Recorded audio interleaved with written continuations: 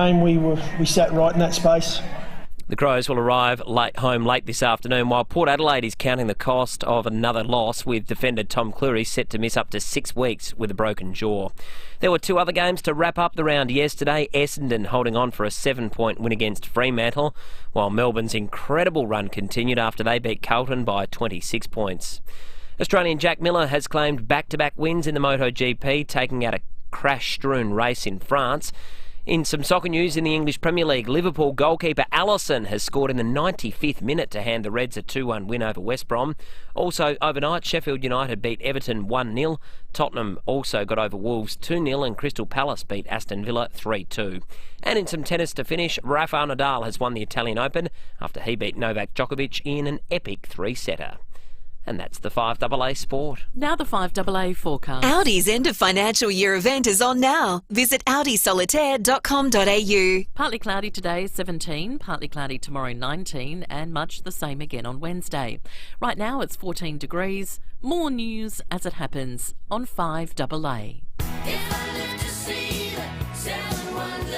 At Bob Jane T-Mart's, buy 3 get 1 free on Bridgestone, Copia and selected Dunlop passenger tyres. You're listening to FIVEaa Breakfast. David Penberthy and Will Goodings. 5 after 6, good morning to you. Welcome to Monday on FIVEaa Breakfast. Coming up on the program this morning, we'll talk double demerits, the driving offences that deserve them, behaviours that warrant an extra sanction. We'll talk about that after 7 o'clock today. We'll discuss the opening of some new vaccine hubs here in South Australia. We have a new animal at the zoo that needs a name, and you're the audience to do it. We'll do that after 6:30 today. We'll talk to the professor at a new cancer centre at the University of Adelaide a little bit later in the morning. And, of course, we'll get you across everything that's happened right over the course of the weekend. David Penberthy, good morning to you. Good morning, Will. Good morning, listeners. Commiserations to supporters of both football teams. It's been a rare weekend lately when both the Pair and the Crows have gone down, given how well Port have been going. But, you know, it's just a game. I keep telling myself that. How are you going there, Will? Good? I'm going well, and I in part because, unfortunately, the nature of the human condition is sometimes we need a point of reference to make ourselves feel better. And I found a story that I think is awful for the person involved, but kind of uplifting for everyone else who thinks Monday mornings suck. Yeah. It comes to us from California in the United States. A woman who claims to have purchased the winning lotto ticket in the $26 million California draw, she says she left it in the trouser pocket of one of her clothing items and it got destroyed in the wash.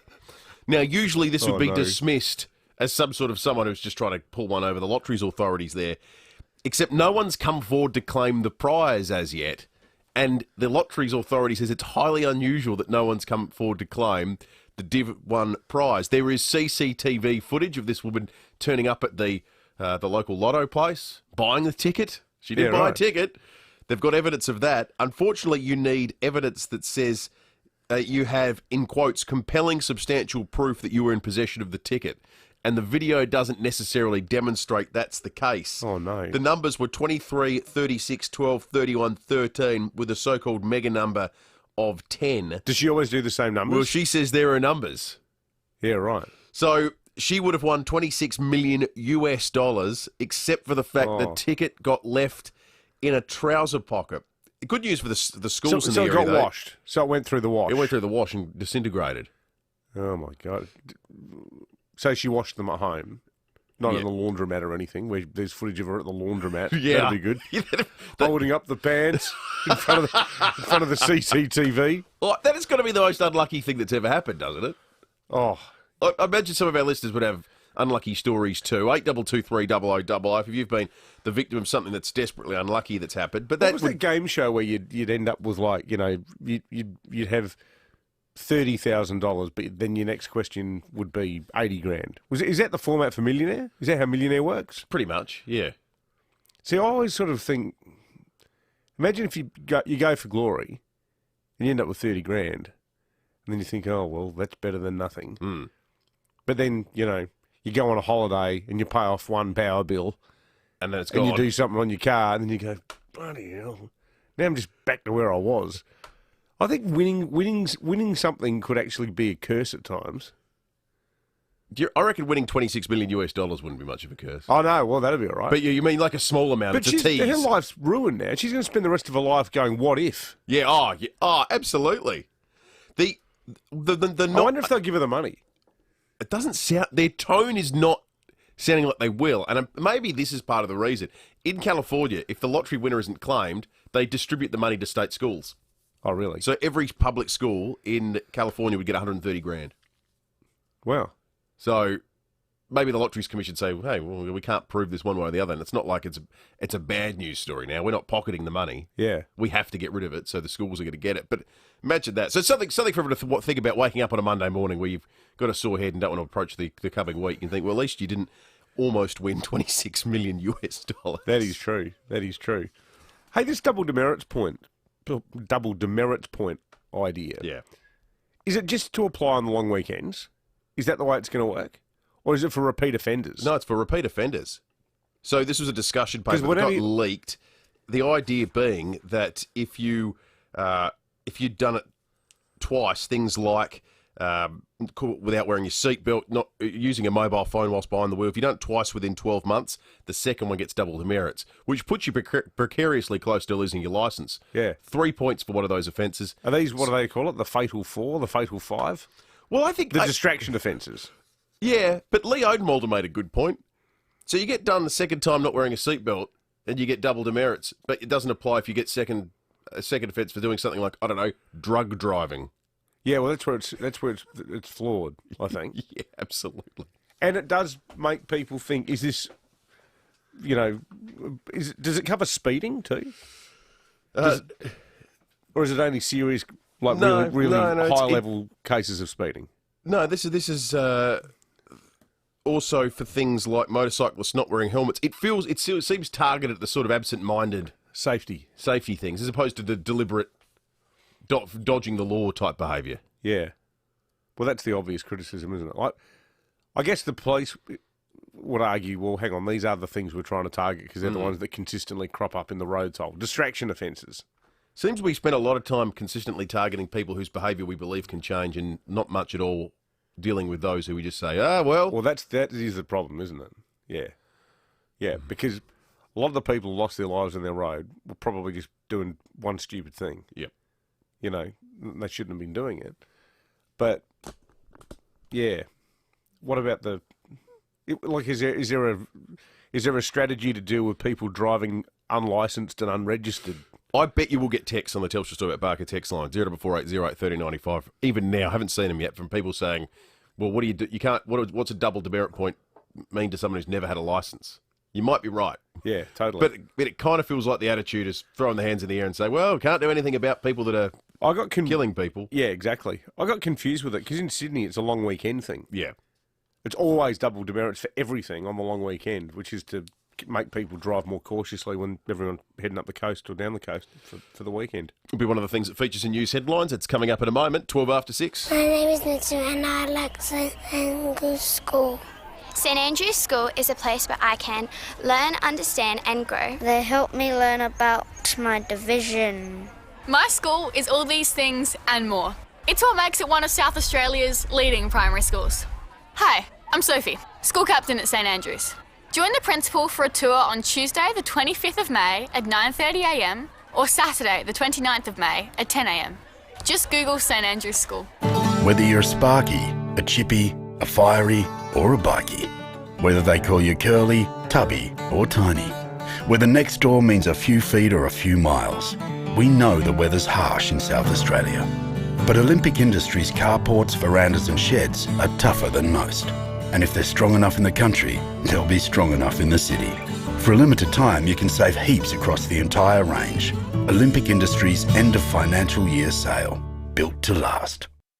Toop and Toop Property Management, they've saved their landlords over $2,300 last month alone through their app, Toop Home. Now tell us, Will, how does an app save you money? Oh, I'm glad you asked. Toop Home has an inbuilt system called Toop Fix. It triages property maintenance issues. It helps the tenant solve the problem, meaning tradies might not even need to be called out. And now it's simply amazing technology and just another reason why Toop and Toop are the people for property management here in Adelaide. To find out what Toop and Toop's property management team can do for you, get started by calling 8362 8888. That's 8362 8888 or visiting toop.com.au. At Spotlight, get winter ready with a massive 50% off the entire range of Lena Blockout Eyelet curtains. During this winter, keep the warmth in and the cold out with our huge range of blockout curtains. So you can hang it, close it and keep it warm for less. Exclusions apply. At Spotlight, it's what you make it. Wildflowers Cafe is now open at Centennial Park. A perfect place to spend time and take in the magnificent Centennial Park gardens while you connect and reflect in the uplifting cafe space. Enjoy a drink, snack or lunch with your family and friends. And remember those you've loved and lost. Wildflowers Cafe at Centennial Park. Compassion, inclusion, choice. Open 7 days, Monday to Friday, 8 to 3:30 p.m. and Saturday, Sundays and public holidays, 10 to 3 p.m. 9 News, weeknights at 5, nightly at 6. The switch is on to the news that's live and local. 9 News, made in Adelaide. At Bob Jane T-Marts, get instant cash back on iconic tyre brands, including Michelin, Goodyear and Bridgestone. You're listening to 5AA Breakfast. David Penberthy and Will Goodings. 15 minutes after 6, news headlines on this Monday morning. Let's start in the Middle East. 42 people have died in the latest Israeli airstrikes on Gaza, marking the conflict's deadliest day since the clashes began a week ago. At least 3 buildings were destroyed, with Gazan health officials listing 16 women and 10 children among the dead. At the Vatican, Pope Francis prayed for the innocent victims on both sides and called for those in charge to walk the path of peace. That whole thing is such a disgrace. Did you see the footage of the Israelis taking out that media building? Yeah, extraordinary. They gave 1 hour to leave. It's like where Associated Press works. Yeah, yeah. Like, it's not like it's, Hezbollah breakfast television. Like, it's and I'm certainly not suddenly getting interested in this because a few journos got caught up in it. But the worst thing about this is the civilian toll on both sides. But I think the Palestinian side are saying that 42 kids are dead. Yeah. And those figures have been verified. I think 10 in Israel. I was watching a Vox Pop, a roadside interview this morning with a journo, speaking to someone in the Gaza Strip, and mid-interview, the alarm started sounding, missiles were coming in. So the journo and everyone standing on the street corner and walking past sort of quite uniformly and calmly all shuttled into a little bunker. Yeah. And continued the chat as missiles are firing overhead. And there was a sort of normality to the whole thing. It was just... And it looks like it's an entirely advanced part of the world. Yeah, I know. It's not run down. It's affluent. It really is. Yeah, nice houses, nice shops.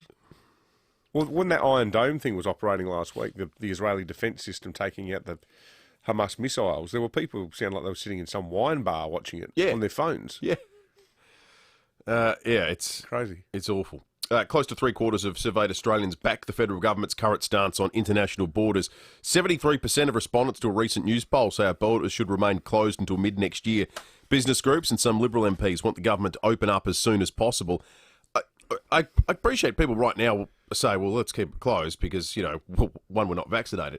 The thing I struggle to get my head around, and Scott Morrison made comments about this just before the weekend. The plan right now is, once we're all vaccinated, we still have borders closed.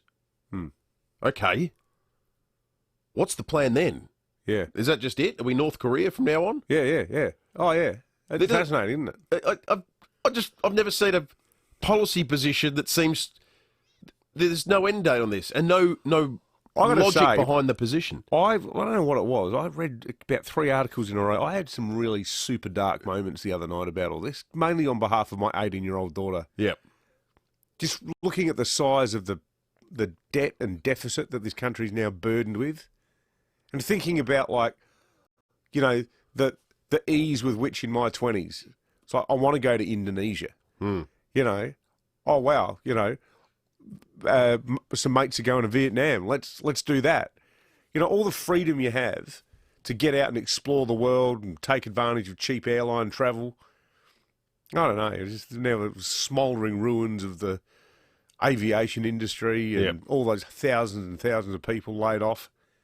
And, yeah, you look at that and you just think, well, crikey, and you're going to have these myopic politicians being, one on a news poll, being guided by an utterly paranoid populace and lumbering the next generation of young people with debt and zero freedom compared to the armchair ride that the baby boomers have had through life. All the data out of Europe, for what it's worth, with regard to vaccinations, with all the data on new strains and everything put into it, is as promising as you could possibly hope for too. You look at the UK, they projected what a third wave might look like. It's not a wave. It's not even a ripple. A blip. It's not a swell. No, that's right, exactly. And that's that's with the Indian variant put in. We are so good at broadcasting and transmitting all the fears, but none of the science. Yeah, totally. And, but how is it that like the flu is something that we now treat as part of life? No one cares about. Yep. We don't even report people dying from the flu. No, that's right. It's not like we're ringing the RAR every winter going, "Oh, what's the latest on the flu? Should we lock down?" Yeah, because comparatively speaking, we should have 2 years ago. Yeah, because the flu was out of control, killed hundreds. The federal government will work closely with Qantas over reports of false positive COVID tests among repatriation passengers. Several people were denied boarding on the first repat flight out of India after testing positive to the disease, but then they later tested negative. Prime Minister Scott Morrison was asked about this question yesterday. Well, it's a very difficult environment to operate in, where India is right now, and we'll work closely with Qantas, they're obviously conducting that testing regime as part of their processes, and they'll get every support from us. How heartbreaking! You're boarding the flight, and you're told, "No, you've got it." Oh, okay. But they didn't have it. Can I see my results? The result says negative. Oh, sorry, the plane's gone. Excellent. Jeez, that's great. Australian cricketers who fled COVID-ravaged India are due back in Australia today. About 40 players and support crew had been staying at a resort in the Maldives as part of the evacuation plan after the IPL was suspended, will be returning home. The local COVID vaccine rollout expands again today. This is great news. People aged over 50 can receive the AstraZeneca jab from more GP clinics as part of Phase 2A. There'll also be more details today about the first mass vaccination suburb to open in the hub to open in the metro area. The state government will announce a hub at Noarlunga, which will operate from Tuesday week. About 1 in 4 infrastructure projects built in Australia experiences a cost blowout. That feels kind of low to me. The Grattan Institute think tank studied 52 projects since 2006, finding governments pay too much because they don't drive a hard enough bargain. My only counter to that would be, and governments are exceptionally good at spending other people's money, as we all are. Has anyone ever done a house reno? Have you ever done it without a cost blowout? I think it's tough to lock costs in. You can do fixed price contracts when you build a house. I used one of them when I built a place at Aldinga donkeys years ago. Did it work? Yeah, it was great. Oh, that's good. Hocking Constructions, folks. Oh, there you go. There you guys. Be good. Seriously, I miss building a house. Yeah. I loved every aspect of that process. And they said, look, up front, this might be the variation. It was a set percentage, and they didn't go beyond that. Oh, that's so good. You knew exactly what you were going to pay. Good on them. Yeah, it's terrific. That's blown my analogy out of the water. 14.1 degrees. I think it's a story worth telling because it's unique. It's a good one. Or it feels unique. Top of 17 today, partly cloudy. No rain about the place. Tomorrow, 19 again Wednesday, 20 Thursday. Friday will be sunny and 21. Same for Saturday and Sunday, 22. No rain this week. Fairly mild. Pretty reasonable weather. 22 after 6. Hi, Hearing Australia. Oh, hi. I'd like to inquire about hearing aids, please. Okay, well, it sounds like you're having a ball, so I'll be quick. Our range includes hearing aids that can be so discreet people probably won't realise you're wearing one. And for eligible pensioners under the Hearing Services Program, there are 3 device choices to choose from that are free. And we will care for your hearing for life. I like the sound of that. Oh! Hearing Australia. Discover the secret to celebrating sound in your life. Call 134 432 or 134 HERE today.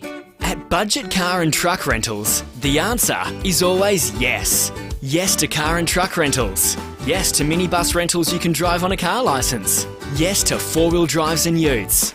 Yes to tippers. Yes to mobile cool rooms and refrigerated trucks and vans. Yes to open and enclosed trailers. Yes to 5 and 8 tonne Pantex. At Budget Car and Truck Rentals, the answer is always yes. Call 13 27 27.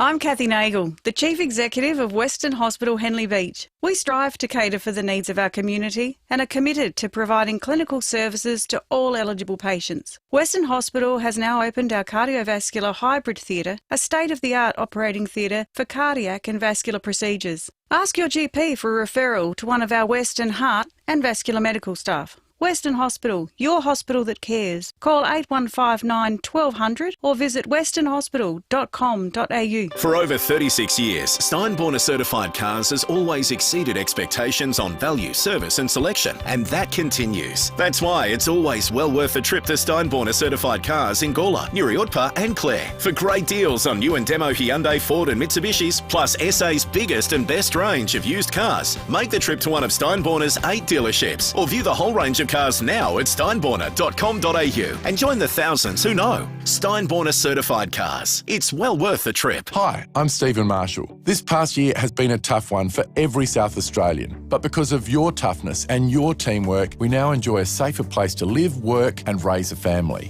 I want to thank you for showing that together we're better, and together we'll continue to recover, rebound and grow to make this the best place to live in the world. My team and I will continue to work hard to protect South Australia and to create a future that we can all share in. We're on track, so thank you. Spoken and authorised by S. Marshall, Liberal Party, Adelaide. 5AA Breakfast is streaming live right now. To watch, simply head online to 5AA Facebook or search 5AA on YouTube. At Bob Jane T-Mart's, buy 3 get 1 free on Bridgestone, Copia and selected Dunlop passenger tyres. You're listening to 5AA Breakfast. David Penberthy and Will Goodings. 25 after 6, Tessa in Paraka on the Telstra Stormount Barker text line says it's insane that lotto tickets aren't also available to save as a digital ticket and app of some kind. I think they are. I don't know. I don't do the lotto here, but they are here, aren't they? You can do that. You wouldn't get caught like the Californian lady being stuck in your trouser pocket and going through the wash. That seems a hard way to lose $26 million US. Mark from Glenside has a hard luck story too. He says, I've got the best embarrassing bad luck story. When I was 18, got dumped by my girlfriend. I was so devastated that I got a camcorder and filmed myself singing a heartfelt love song for her to hear on my acoustic. I then proceeded to smash my guitar, trying to be Kurt Cobain and all my pent-up angst. Unfortunately, I found out soon afterwards that I didn't turn the camera on. What a loser. Oh, Mark. You've done a Cornsey. Yeah. What about that? Lance Armstrong. I don't know which one I'd like to see more. They'll hear the Lance Armstrong interview or see Mark with all of his pent-up angst.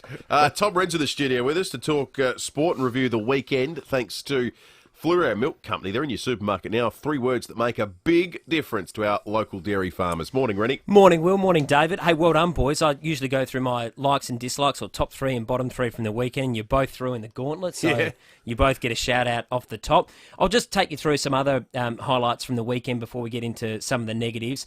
Got to give Adelaide United a bit of a shout-out. Yep. Great win for them. They were winless from their previous 5 matches, but that was a huge win last night at Cooper Stadium, so it keeps in the mix for the top 2. Got 2 quality keepers on the roster too, with Joe Gauci and James Delianov. That was a great penalty save. It was a beauty, wasn't it? Wonderful depth in goal. Late in that first half, that was an absolute cracker. Jack Miller, for those waking up this morning, remember it had been 5 years between his first and his second MotoGP win. Well, he's won back-to-back races now, so he won overnight at the French MotoGP. Fantastic result for him. That is really good.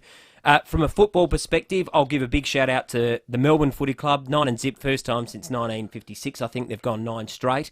And Jack Darling, I've got to give him a bit of a thumbs up. His 15 minutes yesterday was superb. If you take those 5 goals out of the game, the Crows win by 2. Well, that's it. He was electric. And one other one, just before we get to the negatives, Richard Bland, 48 years of age, good story and persistence here, European tour, played in 478 events, never won. He's 48, playing against quality players. This is the second best tour in the world. He wanted to play off. He was really emotional afterwards, as you would expect. Oh, fantastic. A great story. I love stories like that. Yeah, really, really good. I didn't back him, so that made me cry. Yeah. But it was great to see, a win like that, and a very popular win too. Negatives. I'm going to start with this one. Damien Hardwick had this to say after their 4-point win. They played at Marvel Stadium, only 18,000 rocked up to the match against GWS. This is what he had to say about the ground. Mate, I hate coming here. Probably shouldn't say that, but... Well, the MCG has got soul. It's got Richmond people there. Our people don't come here. plain and simple. I'd love them to come, but the fact of the matter is I can't drive them all here. Don't know how that washes with every other footy fan. They can't drive 4 kilometres down the road to Etihad Stadium Yeah, or Marble it can't Stadium. be easy being Richmond playing every other side at the same venue where the grand final is played. You know, spending pretty much your entire year locally, just, you know, metres away from your home base there at Richmond.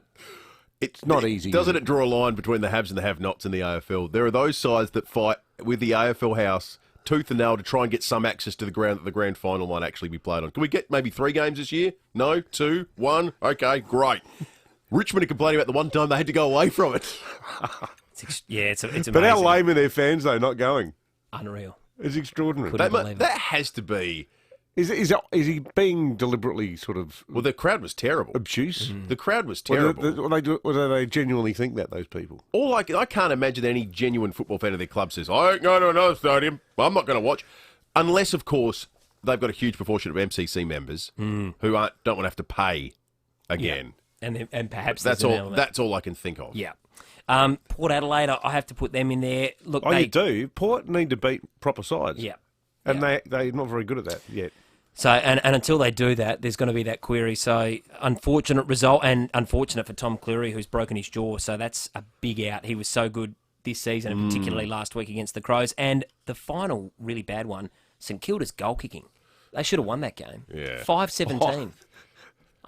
Friday night, wasn't it? You went there on the background. That was bizarre, that game. Horrendous. Max King got the ball plenty of times, 1-5 though. And they weren't on the boundary. They were 30 metres out directly in front. Yeah. That was a real problem for them. Hey, what about North Melbourne winning? What about their post-match celebration? Yeah. It reminded me of like 96 when they beat Sydney in the grand final. I've never heard the North Melbourne... I'd actually forgotten what the song was. I probably should have thrown them in the best of the weekend. That was really good for them. Mistimed win for the people that run North Melbourne, though, who had just started to try and build momentum for the priority pick case during the week. And as luck would have it, you win the week, you start saying, you listen, we're just uncompetitive. We just can't play at this level. We need extra help. And you get the 4 points. Good on you, Rennie. Thanks, boys. That's Tom Wren. Thanks to FIVEaa Milk Company, who love South Australia as much as you do. They do. FIVEaa Milk Company, South Australian and proud of it. This is Adelaide's 5AA. Partly cloudy today and a top of 17 with the 6:30 news. I'm Mel Usher. Keep your body in shape with Physio Extra Clinical Pilates and group exercise classes. PhysioExtra.com. There's been a nasty road rage incident in the northern suburbs involving a learner driver and his 2 passengers. The trio were allegedly assaulted by 2 men around 5 o'clock last night. They tailgated the victims from Manopara West to the Bolivar exit on the north-south motorway. The 19-year-old behind the wheel was hit over the head with an unknown weapon. His injuries are not considered life-threatening. A man and woman also in the vehicle were treated at the scene. A 23-year-old and 49-year-old man were arrested at Mitchell Park. There are more options today for the over 50s wanting a COVID vaccine in SA. The AstraZeneca jab will be rolled out at additional GP clinics as part of FIVEaa. Health Minister Stephen Wade says it comes ahead of vaccination hubs opening in the metro area. Next Tuesday, the 25th of May, the vaccination clinic in Noarlunga will open, and the following week, the Elizabeth Centre vaccination clinic will open up on the 31st of May. 3 in 4 Australians back the federal government's current stance on international borders. 73% of respondents to a recent news poll say our borders should remain closed until mid-next year. Business groups and some Liberal MPs want the government to open up as soon as possible. 316 kilograms of the drug ice has been found hidden in a shipment of barbecues and water heaters. Border Force officers uncovered the drugs with a street value of almost $100 million in a shipment from Thailand to Sydney. An investigation has uncovered issues with the sales practices of phone and internet providers. There are fears some consumers are signing up for products they don't understand or need. Telecommunications Industry Ombudsman Judy Jones says the industry is already taking action on the identified problems. All of the investigations we talk about in the report, the telcos made the changes that we thought they should make, often rolling out more training to their sales staff and sometimes taking the lessons into future promotions where things hadn't gone so well. 10 children are among 42 people dead in Israel's latest airstrikes on Gaza, with the Pope joining world leaders, both sides of the conflict, to agree to a ceasefire. Nine's Ben Avery has more. The new round of attacks on Gaza happened shortly after midnight, with several buildings flattened by Israeli airstrikes, including one which targeted the home of Gaza's top Hamas leader. Hamas has again fought back with another barrage of rockets, including one which struck a synagogue in the Israeli city of Ashkelon. Pope Francis prayed for the innocent victims on both sides and called for those in charge to walk the path of peace. The United Nations Secretary-General has described the hostilities as utterly appalling and called for the fighting to stop. But Israeli Prime Minister Benjamin Netanyahu told United States television a ceasefire will take time. An old game show favourite is returning to our screens this month. Channel 9 has announced The Weakest Link with host Magda Szubanski will premiere on May 25 at 9 p.m. Now turning to 5AA Sport. 3 words make a big difference to our local dairy farmers. Flurio Milk Company. In your supermarket now. And it's over to Tom Wren. Thank you, Mel. Adelaide's players will arrive home from Perth late this afternoon after last night's competitive 5-goal loss against West Coast. The Crows have no fresh injury concerns but have now slipped to 15th on the ladder after dropping their 5th straight game. Well, for the first time since 1956, when they won the flag, Melbourne has won their first 9 games of the season. Carlton, no match for the D's, going down by 26 points. Demons coach Simon Goodwin full of praise for forward Tom McDonald, who continues to dominate. You know, to get himself in this position and to be playing the way he's playing, I think he typifies a bit about the team at the moment. He's playing the same way every week, and he's getting his rewards at the moment. He's mobile, he competes hard, and that's what we want to see from the big fella. But I'm incredibly proud of the work he's put in and how he's turned things around. Yeah, McDonald booting 3 goals in that win yesterday. There was one other match yesterday as well, with Essendon getting past Fremantle in a thriller by 7 points. To motorsport, Aussie Jack Miller has made it back-to-back wins on the bikes after taking out the French MotoGP overnight. In some soccer news, Liverpool has kept its hopes of Champions League qualification alive in the most dramatic fashion, defeating relegated West Brom 2-1. Goalkeeper Alisson came up the pitch for a corner in injury time and headed home the winner. And Rafael Nadal has won the Italian Open after overcoming fierce rival Novak Djokovic in 3 sets. And that's the 5AA Sport. Now the 5AA forecast. Audi's end of financial year event is on now. Visit audisolitaire.com.au. 17 today and partly cloudy tomorrow 19, Wednesday partly cloudy, also 19. Right now it's 14 degrees. More news as it happens on 5AA. At Bob Jane T-Marts, get instant cash back on iconic tyre brands, including Michelin, Goodyear and Bridgestone. You're listening to 5AA Breakfast. David Penberthy and Will Goodings.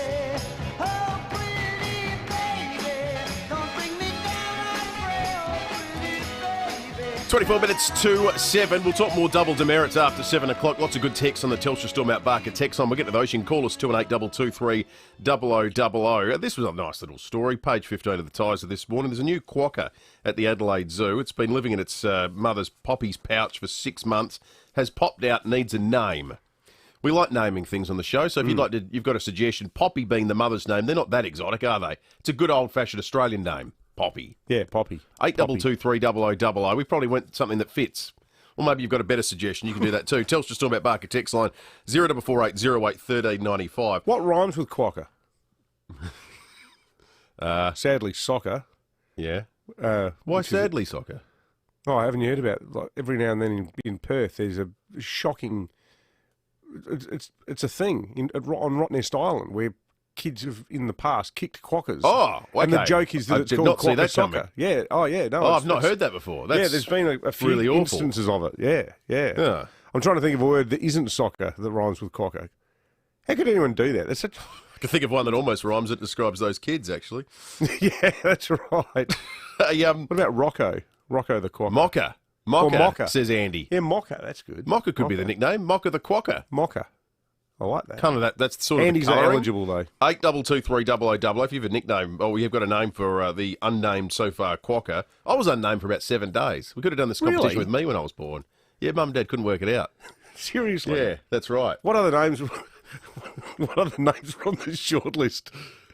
I actually don't know, but they didn't either.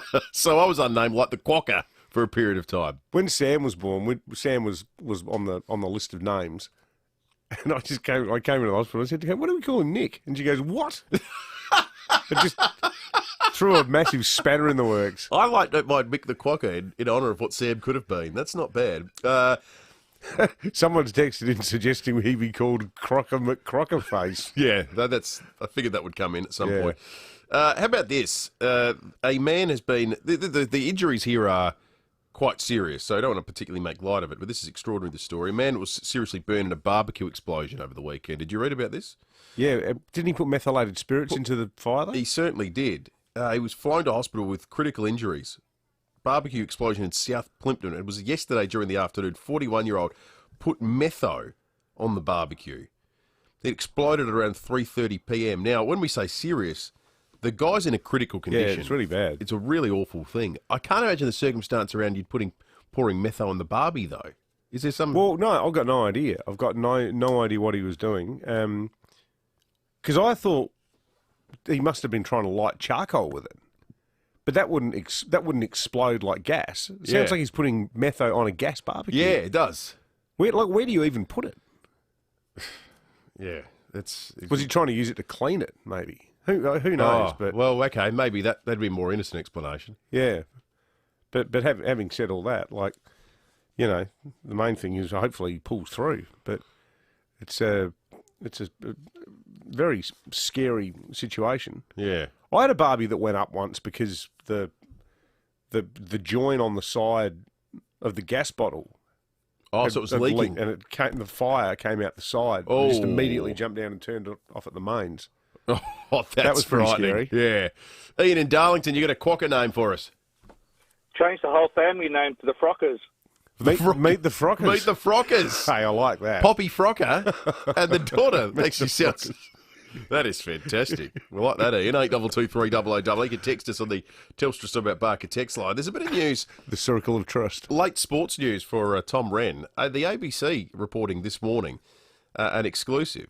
ABC Sport reporting that Dubai and Doha would be among the potential host cities if this year's Australian Open, if the next year's Australian Open needed to be moved. Now, the reason it would need to be moved is if international borders are closed in the middle of 2022, it's understood that players have said, we aren't doing the whole Australia do a special quarantine thing again next year, if the rest of the world isn't.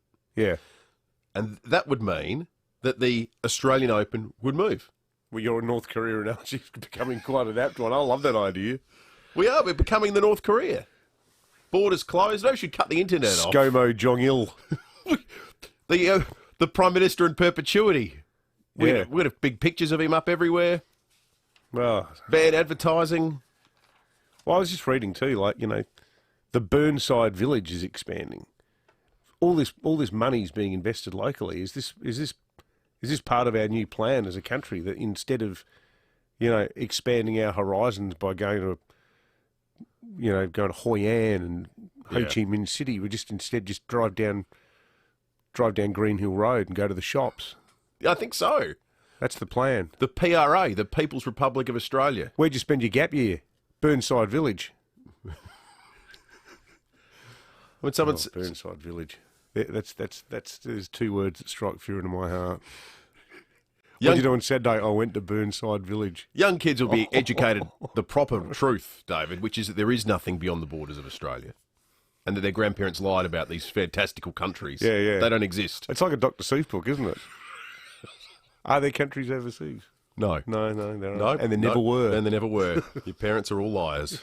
That's right. This is message sponsored by Kim Jong-Scott. Exactly. 18-7. The Australian Grand Prix also in jeopardy if this takes hold. Fortress Australia means we're going to lose all our major sporting events, which is excellent, because I really hate sport. 17-7, 8223 is that number. You can text us on the Telstra Strawberry Barker text line. Police and weather coming up in just a moment. I'm Kathy Nagel, the Chief Executive of Western Hospital, Henley Beach. We're excited to announce our cardiovascular theatre is now open. This theatre is a direct result to provide outstanding care for the population of the western suburbs and beyond. Your safety is our priority, and we are able to offer a wide range of cardiac, diagnostic and interventional procedures. Western Hospital, your hospital that cares. Call 8159 1200 or visit westernhospital.com.au. Building amazing homes is important to Beechwood Homes, and so is the environment. So when you build with Beechwood, you're building a better environment for our kids and grandkids. Around 70% of scrap materials from every Beechwood home is recycled. Bricks, rubble, timber, gyprock and steel, none of it goes to landfill. It's all sorted and recycled. So life really is good. It's even better in a Beechwood home. Take a look at the stunning Beechwood display home in Blackwood Park. Now, if you're a South Australian business owner, manager, CEO, entrepreneur, be it established or aspiring, here's an event for you. The SA Business Conference, hosted by the Gawler Business Development Group. Taking place on Friday the 21st of May at the Terrace Function Centre, Evanston. The SA Business Conference is a fantastic opportunity to focus on developing and improving your business. Now, this year's conference is all around inspiration, connection and innovation, with presentations by entrepreneurs, business leaders and advisors from across Australia. Plus, there'll be chances throughout the day for attendees to share their experiences, network and consult with advisors.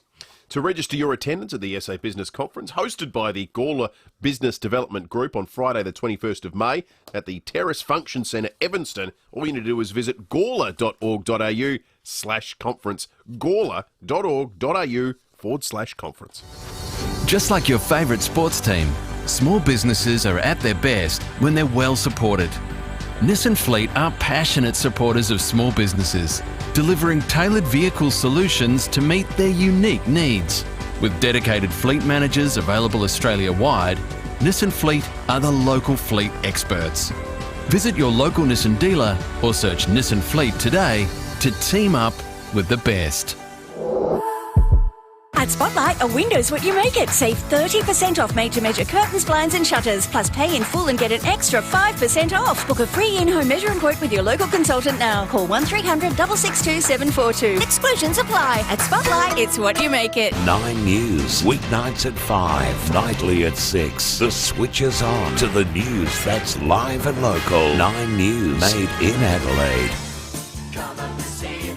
At Bob Jane T-Mart's, buy 3 get 1 free on Bridgestone, Copia and selected Dunlop passenger tyres. You're listening to 5AA Breakfast. David Penberthy and Will Goodings. 15 to 7. I like the quokka names that are coming in. I think the Zoo can pretty much put this to bed because one of them is on the text line at the moment. Telstra Stormont Barker text line that they'll be able to use. These are all usable. Yeah, they're good. We'll leave it up to their discretion, but just take us through what has been a hot group of names for the quokka. Wayne with a Y must be a Pies fan. Good morning, fellas. How about Sav Quokka? I love Sav Quokka. Sav Quokka's good.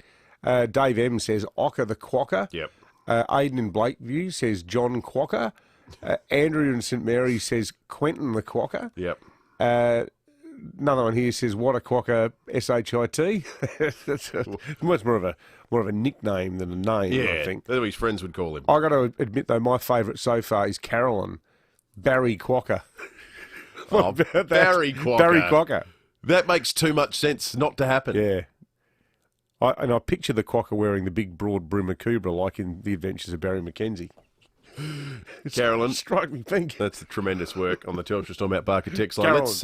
Carolyn, let's check in with SAPOL. Senior Constable Kate Dawson, the line. Morning to you, Kate. Good morning, guys. Now, Kate, this story really troubles me as the father of a learner driver. What's the go?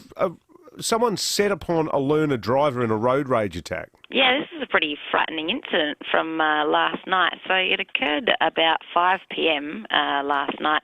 Police were called to the north-south motorway around Bolivar after reports that 2 men and a woman had been assaulted by another 2 men who were travelling in a white Toyota van. So, like you said, it sounds like the victim's car, a L-plater, had been driving along being harassed by this van before. They must have pulled over just to, try and defuse the situation, but it looks like they've pulled over as well.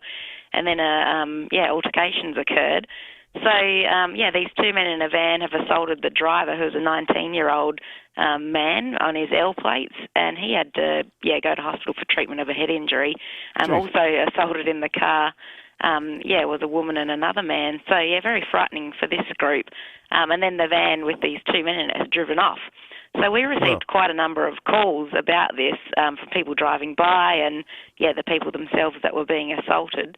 And luckily enough, they were able to provide us a few details, including descriptions and the registration of this van.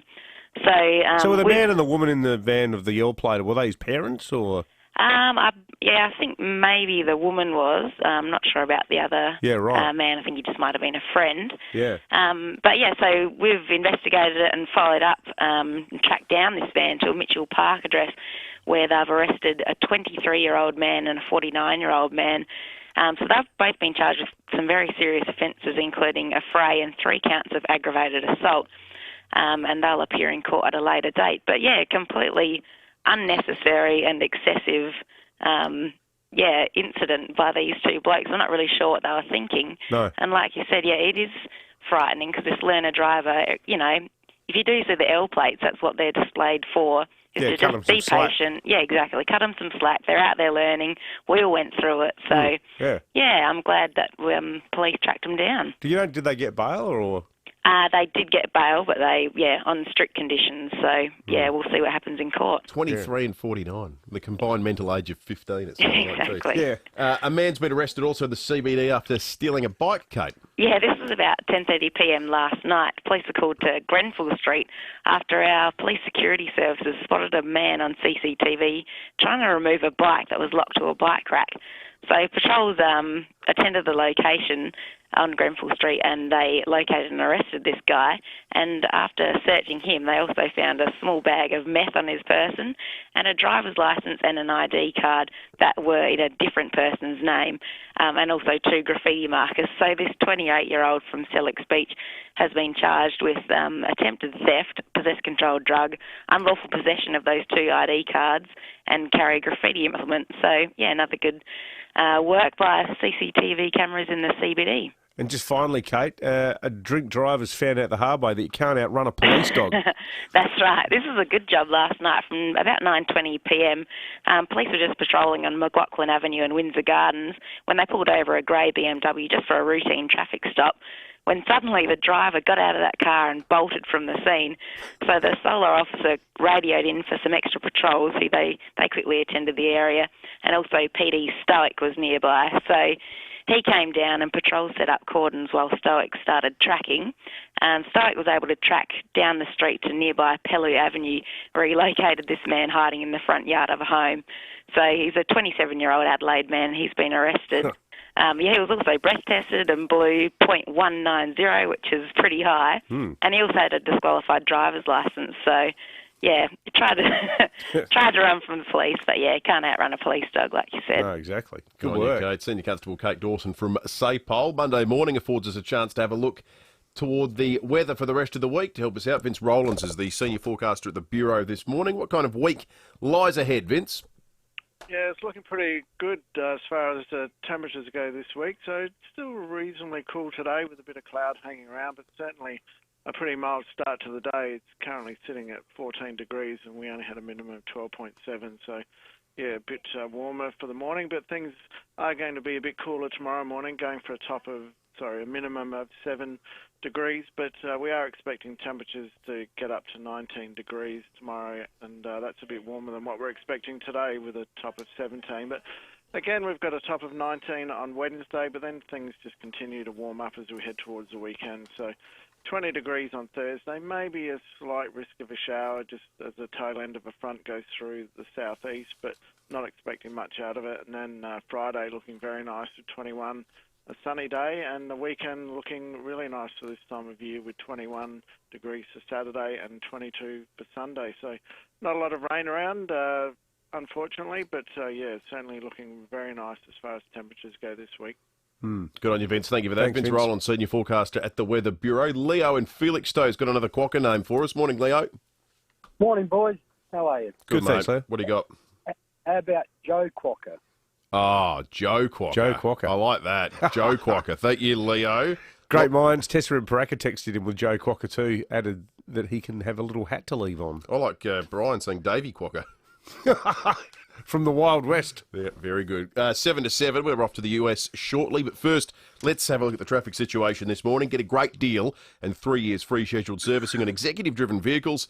Dave Potter Honda. Good morning. At Hazelwood Park, there's a burst water main this morning. Glenburn Road, just near High Street. It's near the Green Hill Road roundabout. Down to one lane both ways through morning peak, so leave early to avoid delays. Regency Park, Regency Road near the north-south motorway. Speeds reduced for works and a couple of speed cameras to look out for today. Adelphi Terrace, Glenelg North, Anderson Walk at Smithfield. Wander into winter with 50% off your second item at Oz Design Furniture.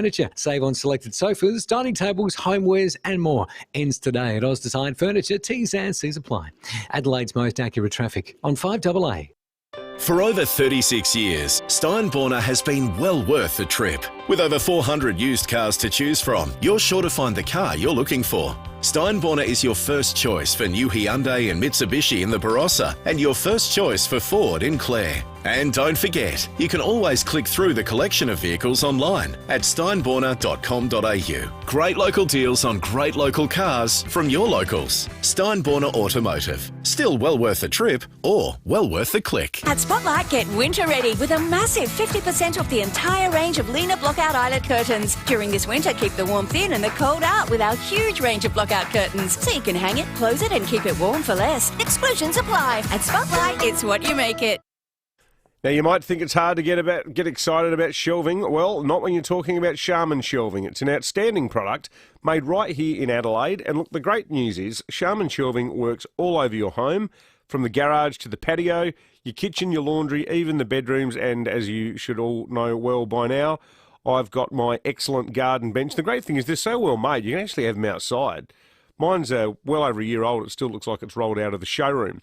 If you've got a space that needs the Charmin touch, ask Christine or Bill for a measure and quote, a free one at that, or give them a buzz, jump online, or do what I did. Just head on out to North East Road, 412 North East Road, Windsor Gardens, or check them out online too, charminshelving.com.au.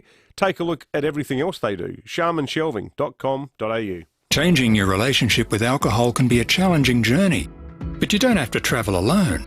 Download the Daybreak app and join an anonymous community on the same path as you. Give and receive support through shared tips, encouragement and motivation, and receive extra help with personalised assistance tailored to you. Discover your path to healthier habits by downloading the free Daybreak app today from the App Store or Google Play. Daybreak, a program by Hello Sunday Morning. 5AA Breakfast is streaming live right now. To watch, simply head online to 5AA Facebook or search 5AA on YouTube. At Bob Jane T-Marts, get instant cash back on iconic tyre brands, including Michelin, Goodyear and Bridgestone. You're listening to 5AA Breakfast. David Penberthy and Will Goodings. 4 to 7, let's head to the US. Tim Lester for 7 News joins us. Morning to you, Tim. Morning, guys. We started the program this morning in news headlines talking a little bit about the conflict in Israel at the moment. Joe Biden has weighed in over the weekend. What did he have to say? Joe Biden's position has been, I think, in the eyes of many, and certainly many Americans who protested as much, just cushioning the Israel side a little. He's been emphasising the fact that in his mind, Israel has every right to defend itself. At the same time, President Biden has spoken to leaders on both sides, Prime Minister Netanyahu, but also Mahmoud Abbas, the chief Palestinian in the Palestinian Authority, held the phone conversations yesterday with both, and is counselling and trying to push for a reduction in tensions. But so far, tensions really have only been heading one way, with perhaps the deadliest night of the 7 days last night. Tim, also, we've been talking here about the border question. In the US, though, a lot of major retailers are now scrapping mandatory mask rules. Yes, there's been a big change here in recent days with the CDC, the Centres for Disease Control, the respected body that handles this issue and advises on it, making a marked change in their advice over masks and telling Americans now, if they are fully vaccinated, But by and large, they don't need to wear masks at all, inside or out. Now, there's some exceptions. If you're in a hospital, they say you should. If you're flying on aircraft, for example, they still say you should. But by and large, they've made this quite profound change. Some people are questioning it because they can see the fingerprints of the PR people in government on this, probably wanting to push those who don't want to get vaccinated a little bit harder in the back and say, come on, get vaccinated. Then you don't have to worry about the mask nearly as much. But that is a big change of advice in the US. Mm-hmm. Hey, Tim, I'm reliably informed you're a lotto ticket lost in the wash skeptic. Well, this is a great yarn. I mean, but it comes up from time to time. Right? You get variations of this. The latest one is that a lotto here, $26 million first prize, so 35 million-ish in Australian. 6 months ago, the ticket was drawn, right? Or the numbers were drawn. They had until 5 p.m. Thursday to produce the ticket, or it's all over, and the money actually goes to education. A woman apparently has turned up and said that she lost the ticket in the back pocket of her jeans in the laundry and, should get the money. I know no more than you guys, but you'd have to be a bit sceptical, wouldn't you? Yeah, a little bit. Oh, I don't know. I hope it's false, because it'd be a hell of a way to lose $26 million. Yeah. It's a shocker, isn't it? Oh. It's a shocker. Oh, God. Good on you, Tim. Thanks, Tim. Tim Lester for 7 News in the United States. Our number is 8223000. You can text us at any time on the Telstra Stormont Barker text line, or indeed watch along on the 5AA Facebook and YouTube live streams. Look, David gave the viewers a salute. That's the kind of stuff you get. Exclusive content. That's right. You can even watch Mel Usher and News, who's coming up right now.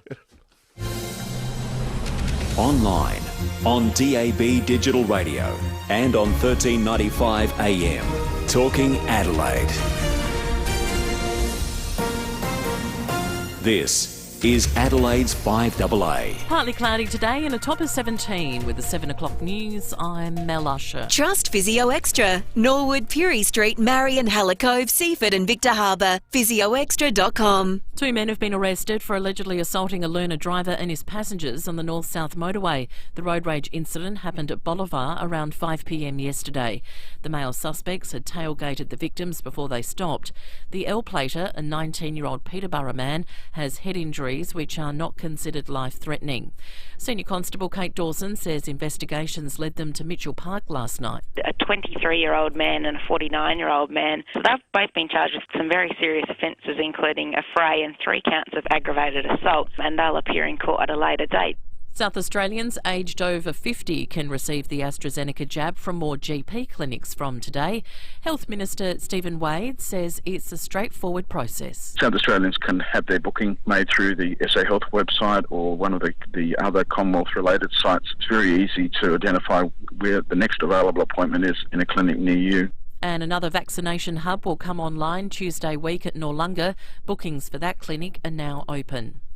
Australian cricketers who fled COVID-ravaged India are due back in Australia any time. About 40 players and support crew had been staying at a resort in the Maldives as part of an evacuation plan after the IPL was suspended. Nine's Laura Tunstall says they'll touch down in Sydney. Like other international arrivals, those players will be whisked from the airport straight into 2 weeks hotel quarantine. Now, their arrival comes on top of the cap that New South Wales has for returning travellers, and the Prime Minister insists that they're not receiving any special treatment. The federal government's budget has been well received, but there's not enough support to win an election. Newspoll has found 44% of voters believe the budget will be good for the economy. But despite the result, Labor retains a 2-point lead over the coalition after preferences.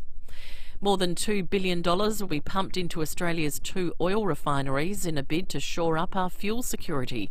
Nine's Michael Packy has more. Viva Energy in Victoria and Ampol's Lytton facility near Brisbane are the nation's remaining oil refineries, and both have been considering their future as they struggle to compete against mega operations in India and China. More than 1,000 Australian workers are directly employed between both companies, and the government is keen they continue to operate. The Prime Minister will announce a $2.4 billion rescue package to prevent a serious fuel shortage in the event of disruption like war. war. The federal government will also work with the refineries to improve fuel quality, which should encourage the uptake of more efficient, lower polluting vehicles. Israel's Prime Minister says the military campaign targeting Hamas will continue with full force. Palestinian officials say 188 people have been killed in Gaza since violence erupted between Palestinian and Israeli forces last week. Israel says 10 people have been killed by rocket attacks. UN Secretary-General Antonio Guterres says there needs to be an immediate ceasefire. Now turning to 5AA Sport. Who loves South Australia as much as you do? Flurio Milk Company. South Australian and proud of it. And it's over to Tom Wren. Thank you, Mel. Adelaide has slumped to a fifth straight loss after going down by 5 goals to West Coast in Perth. Despite the result, Eagles coach Adam Simpson says he was impressed by the Crows. Very hard at the ball, intensity was there all day, defended well, and they had certain stages where they were really on top. So we made the most of it through, a bit of talent, a bit of system, but we think we could play better than that. But we're quite impressed with what Adelaide brought today. Adelaide's players will arrive home late this afternoon. Meantime, Port Adelaide will be keeping a close eye on defender Tom Cleary after he suffered a broken jaw in Saturday night's 19-point loss against the Bulldogs. There were 2 other games to wrap up the round yesterday. Melbourne making it 9 wins on the trot after beating Carlton by 26 points, while Essendon secured its 3rd win of the season after outlasting Fremantle by 7 points. Let's go to soccer, and Adelaide United's broken its 5-game winless streak with a spirited 1-0 win against the Brisbane Roar. Craig Goodwin with the winner midway through the first half. Meantime, in overseas action, Liverpool has come from behind to beat West Brom 2-1, while Everton lost 1-0 at home to Sheffield United. The Adelaide 36ers' playoff hopes appear over after going down by 10 points to the Sydney Kings. And after some wild weather, play has resumed in the final round of the Byron Nelson tournament in Texas, with South Korean KH Lee leading the way at 24 under by 3 shots with only 1 hole to play. Mark Leishman, the best of the Aussies, finishing at 15 under. And that's the 5AA Sport. Now checking 5AA traffic. Get a great deal and 3 years free scheduled servicing on executive-driven vehicles at Dave Potter Honda. At Hazelwood Park, Glenburn Road near High Street, there's a burst water main there. It's just near Green Hill Road roundabout. Down to 1 lane both ways too. That's going to be through the morning peaks, so leave early to avoid delays. Regency Park, Regency Road near the North-South motorway, speeds at 40 k's for works, and some speed cameras this morning. The Broadway, Glenelg South, and Brooker Terrace at Richmond. If you're looking for a great value on a great network, switch to Optus today. Get a huge 80 gigs for $55 on a month-to-month SIM plan. Head into an Optus store today. Adelaide's most accurate traffic on 5AA. Now the 5AA forecast. Audi's end of financial year event is on now. Visit audisolitaire.com.au. Partly cloudy today is 17, partly cloudy tomorrow 19, Wednesday much the same, also 19. Right now it's 14. More news as it happens on 5AA. In the last hour on Adelaide's 5AA. Did you see the footage of the Israelis taking out that media building? Yeah, extraordinary. The worst thing about this is the civilian toll on both sides. The Palestinian side are saying that 42 kids are dead. Yeah. And those figures have been verified. You have a nickname. Oh, you've got a name for the unnamed so far quokka. I was unnamed for about 7 days. We could have done this competition with me when I was born. Yeah, Mum and Dad couldn't work it out. Seriously? Yeah. So I was unnamed like the quokka for a period of time. When Sam was born, Sam was on the list of names, and I came into the hospital and I said to her, "What do we call him, Nick?" And she goes, "What?" It just threw a massive spanner in the works. I don't mind Mick the quokka in honour of what Sam could have been. That's not bad. Conflict in Israel at the moment. Joe Biden has weighed in over the weekend. What did he have to say? Joe Biden's position has been just cushioning the Israel side a little. He's been emphasising the fact that in his mind, Israel has every right to defend itself. At the same time, President Biden has spoken to leaders on both sides. You're listening to 5AA Breakfast. David Penberthy and Will Goodings. 7 after 7. Put the headphones down for a moment. I was just listening to that bloke speaking a moment ago through them, and I thought, blow your nose, you clown. And it turned out it was actually me. So I have. Hopefully it'll improve the listening experience for the next 2 hours of the show. Coming up a little bit later today, we'll be talking about an exciting development at the University of Adelaide. We'll rehash the weekend in sport just before 7:30 today. But want to revisit a discussion we started the program with this morning right now regarding the prospect of double demerits. Motorists caught using a mobile, failing to wear a seatbelt, things like motorcyclists not wearing helmets. If you do it twice within 12 months, the state government are looking at a plan whereby you'd get double demerits. It's part of the interim 10-year road safety action plan. And it's drawn a little bit of heat. We'll get to why. This is how it'll work, though. Those sorts of offences usually accrue 3 demerit points. You get 12. They accrue 3. If it's double, so you've done it once, so you've lost 3. You lose, if you do it again within 12 months, then you lose 6. So you're you're 9 out of 12. You're getting precariously close to losing your licence for 2 of these sorts of offences within a 12-month period. Now, Opposition Road Safety spokesman Lee Odenwalder said it's absurd that a motorist caught a second time for failing to wear a seatbelt would receive more demerit points than a drug driver. And I think Lee's spot on. But we're interested in what you think about double demerits, and more specifically, what deserves double demerits? 82230000. Maybe it's not the sort of driving behaviour that's even on the state government's radar. Well, I think sadly there's a bit of shoulder shrugging when it seems to be reflected in the way those penalties are designed, where the recidivist hardcore offenders are sort of deemed, oh, well, there's nothing you can really do about them, which is driving unlicensed, driving disqualified.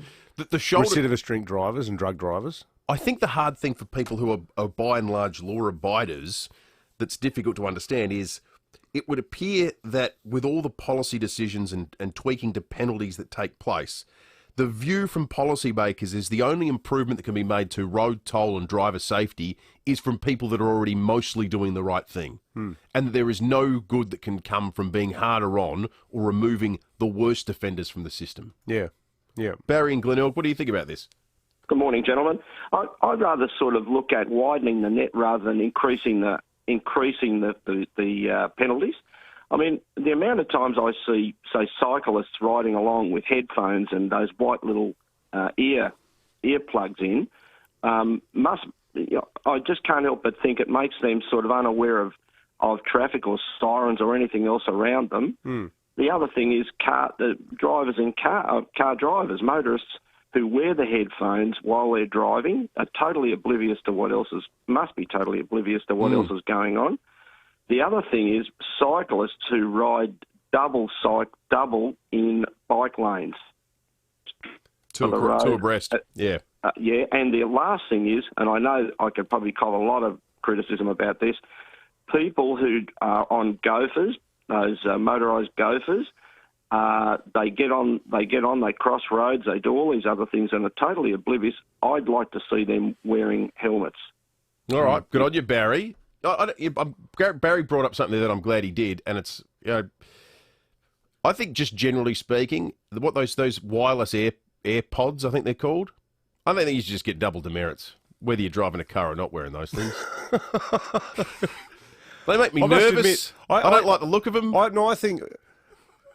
I can understand someone going through the parklands for a run or down the local park working out, have some music, put on a bit of, Eye of the Tiger or something to get yourself fired up for your workout.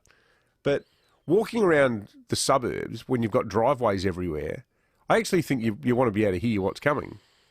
Yeah. Like I think it is not without risk. And we don't want to become too risk averse. All I'm saying is certainly have in the last 12 months. I don't mind the concept of applying double demerits just to other behavioural ills that we don't like wearing AirPods, because they look at them and they look they're going to fall out. I don't know, there's something about them, they just irritate me. 82230000. Maybe there's something you can apply double demerits to that just irritates you. You could call in or let us know on the Telstra Storm Out Barker text line 0448081395. We've had a message on this though from the government about the status of this proposal.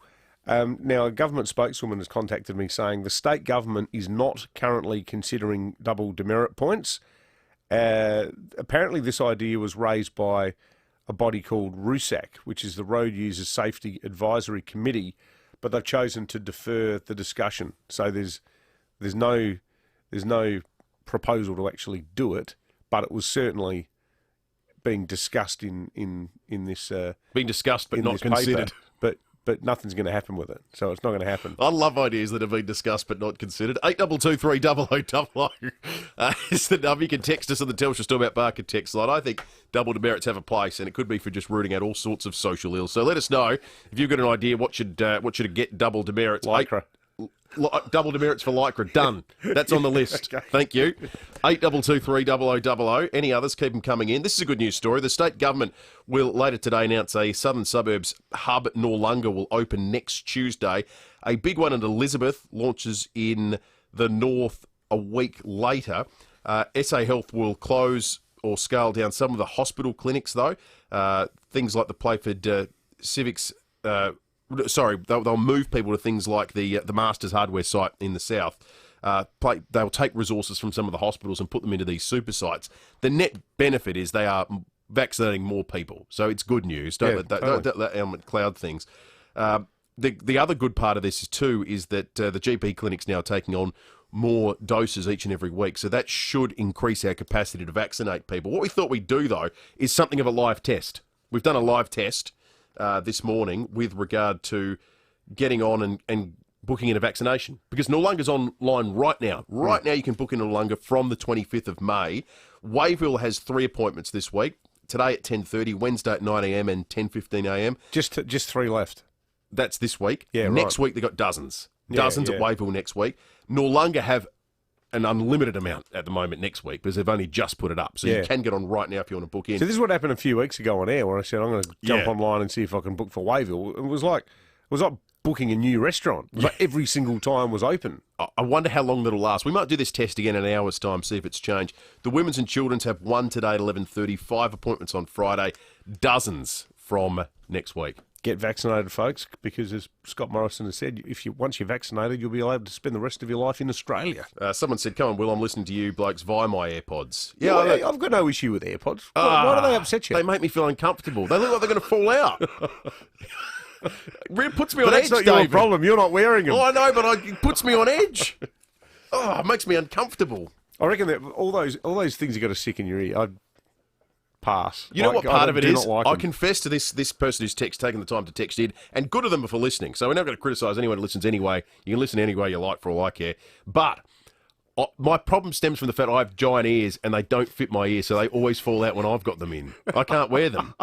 I have to have a cord. I think you got bad self-image, Will. Last week you were making jokes about the size of your nose. Now it's your ears. I mean, what else is there? Look, let's not even hang on. discuss that topic. That's not a topic we planned before the show. Right. You can't squeeze that one in now at 15 after 7. All right, let's come back with the RAA guy and really change the subject. Okay, Glenn's, just before we do, Glenn said on the Telstra Stormont Barker text line, most new cars have a touch screen. Why is this not treated like touching a phone? Well, it's probably almost as distracting. Well, you can sit there going ding, ding, ding, ding, ding, changing channels and... Well, yeah, you can. Putting in a map route and what have you. Interesting one, Glenn. Thank you. 8223 0000 our number. Let's check traffic now, though, thanks to Dave Potter Honda. Get a great deal and 3 years free scheduled servicing on executive-driven vehicles at Dave Potter Honda. At Hazelwood Park, Glenburn Road near High Street, there's a burst water main there just near Greenhill Road roundabout. It's down to one lane both ways through the morning peak. Leave early to avoid delays. Regency Park, speeds down to 40 k's for works today. That's Regency Road near North-South Motorway. And getting busy, Dudley Park, Regency Road, Churchill Road to Nowina Road. Speed cameras this morning, the Broadway on Oak South and Brooker Terrace at Richmond. Need new tyres for winter? Until May 31, buy 3 Bridgestone and Copia fuel-saving tyres and get the 4th one free. Conditions apply. Search Bridgestone Select today. Adelaide's most accurate traffic on 5AA. Like a Barossa Shiraz, served alongside a correctly pronounced beef palmy. From the sandy dunes of the glorious Coorong to the vast splendour of the Flinders Ranges. Things that make our fine state. It's who we are. Local, iconic, proud. As SASAA. Live, local, and always informing Adelaide. 5AA. There's many variables when shopping for clothing online. Will it fit correctly? Will the quality be up to standard? And will it arrive on time? Hi ladies, Heather from Joyreen Fashions. For over 50 years, I've been curating in-store shopping experiences to make your life easier. Our friendly team is on hand to make sure your garments fit correctly and most importantly, you feel good in them.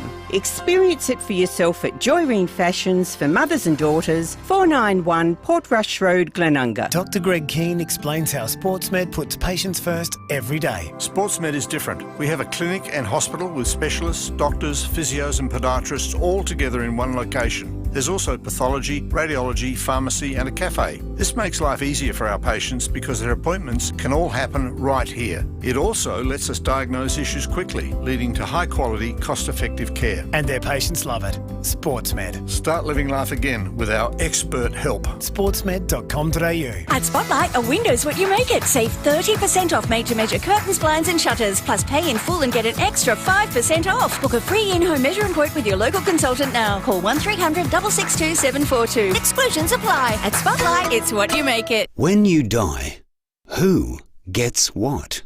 Will your kids or relatives argue over your estate? Will your beneficiaries be protected?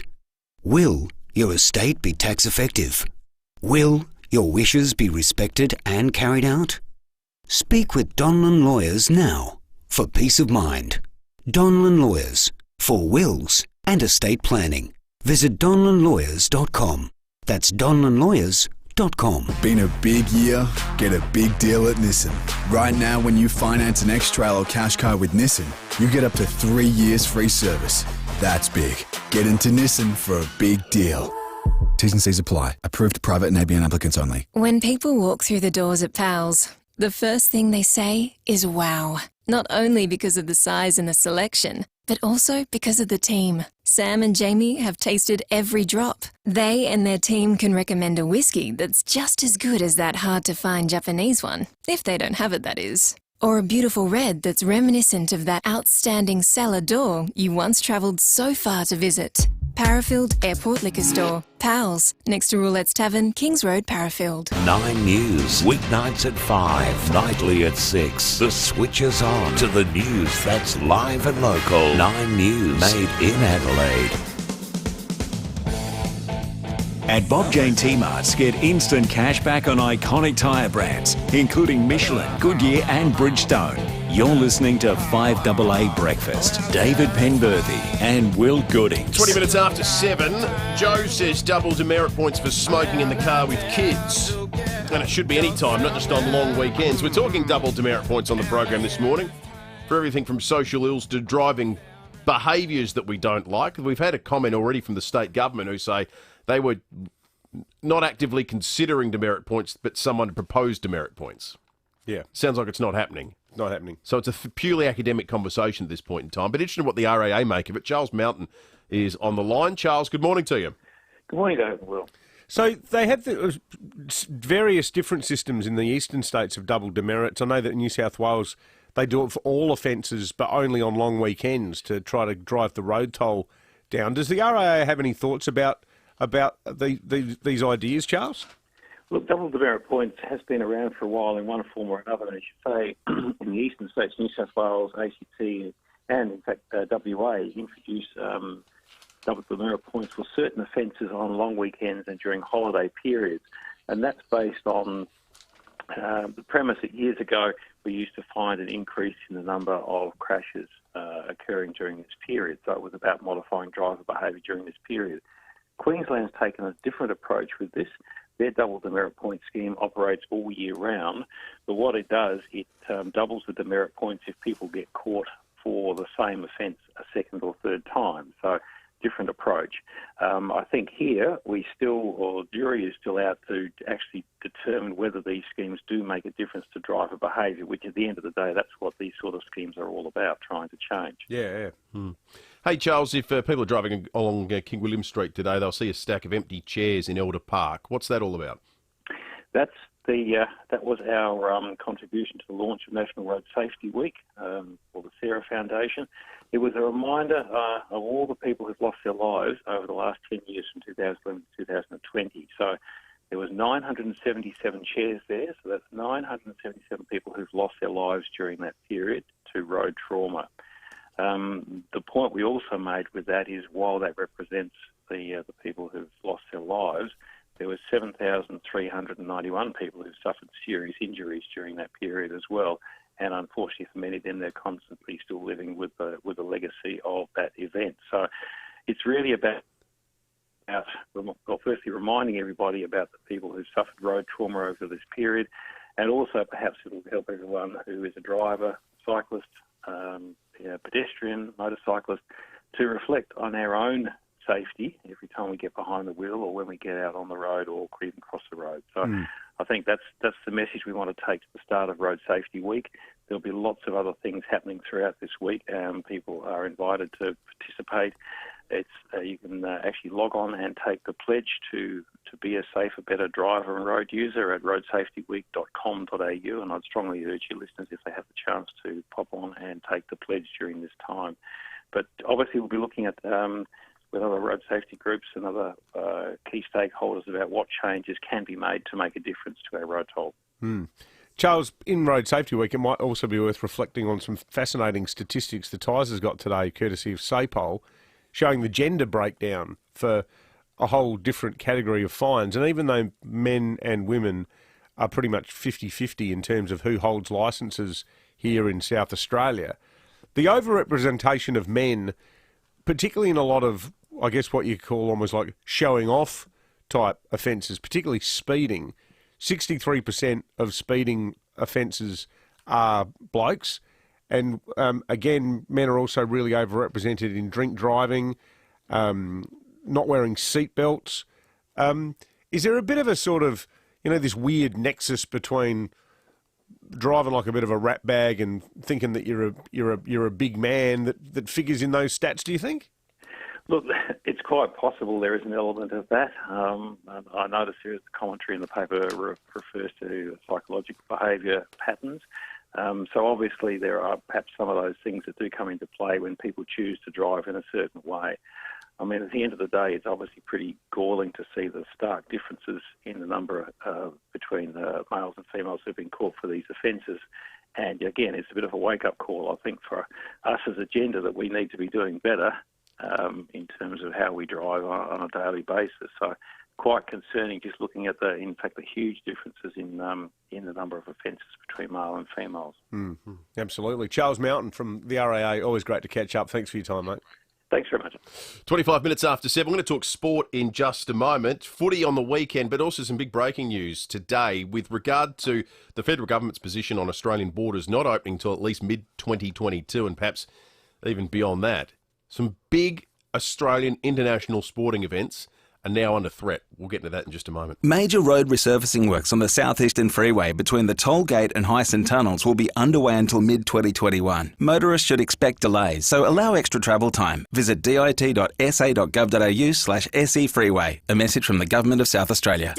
Dave Potter Honda continues to prove why they're Australia's #1 Honda dealer with great early end of financial year drive-away deals. Right now, jump into a Honda executive vehicle with peace of mind of a 100-point certification, mechanical protection plan and 3 years free scheduled servicing. Experience the assurance of a Dave Potter Honda certified executive-driven vehicle, exclusive to Australia's #1 Honda dealer, Dave Potter Honda. DavePotterHonda.com.au. Mike and Darren Steele, father and son duo, that not only brought us the Clipsal safety switch, but they're now behind the Care Alert Smart Dialer, which is a brilliant product for the elderly and one we've trusted for use in our family in the past as well. Now, here's a fact that a lot of people might not know, Will. You know, these guys, the Steeles, they've sold 100,000 Care Alerts. 100,000 Care Alerts. How many families is that in South Australia? Well, after my most recent attempt at maths... it's a lot. Let's just say it's a lot. It's a lot. It's most. Heaps.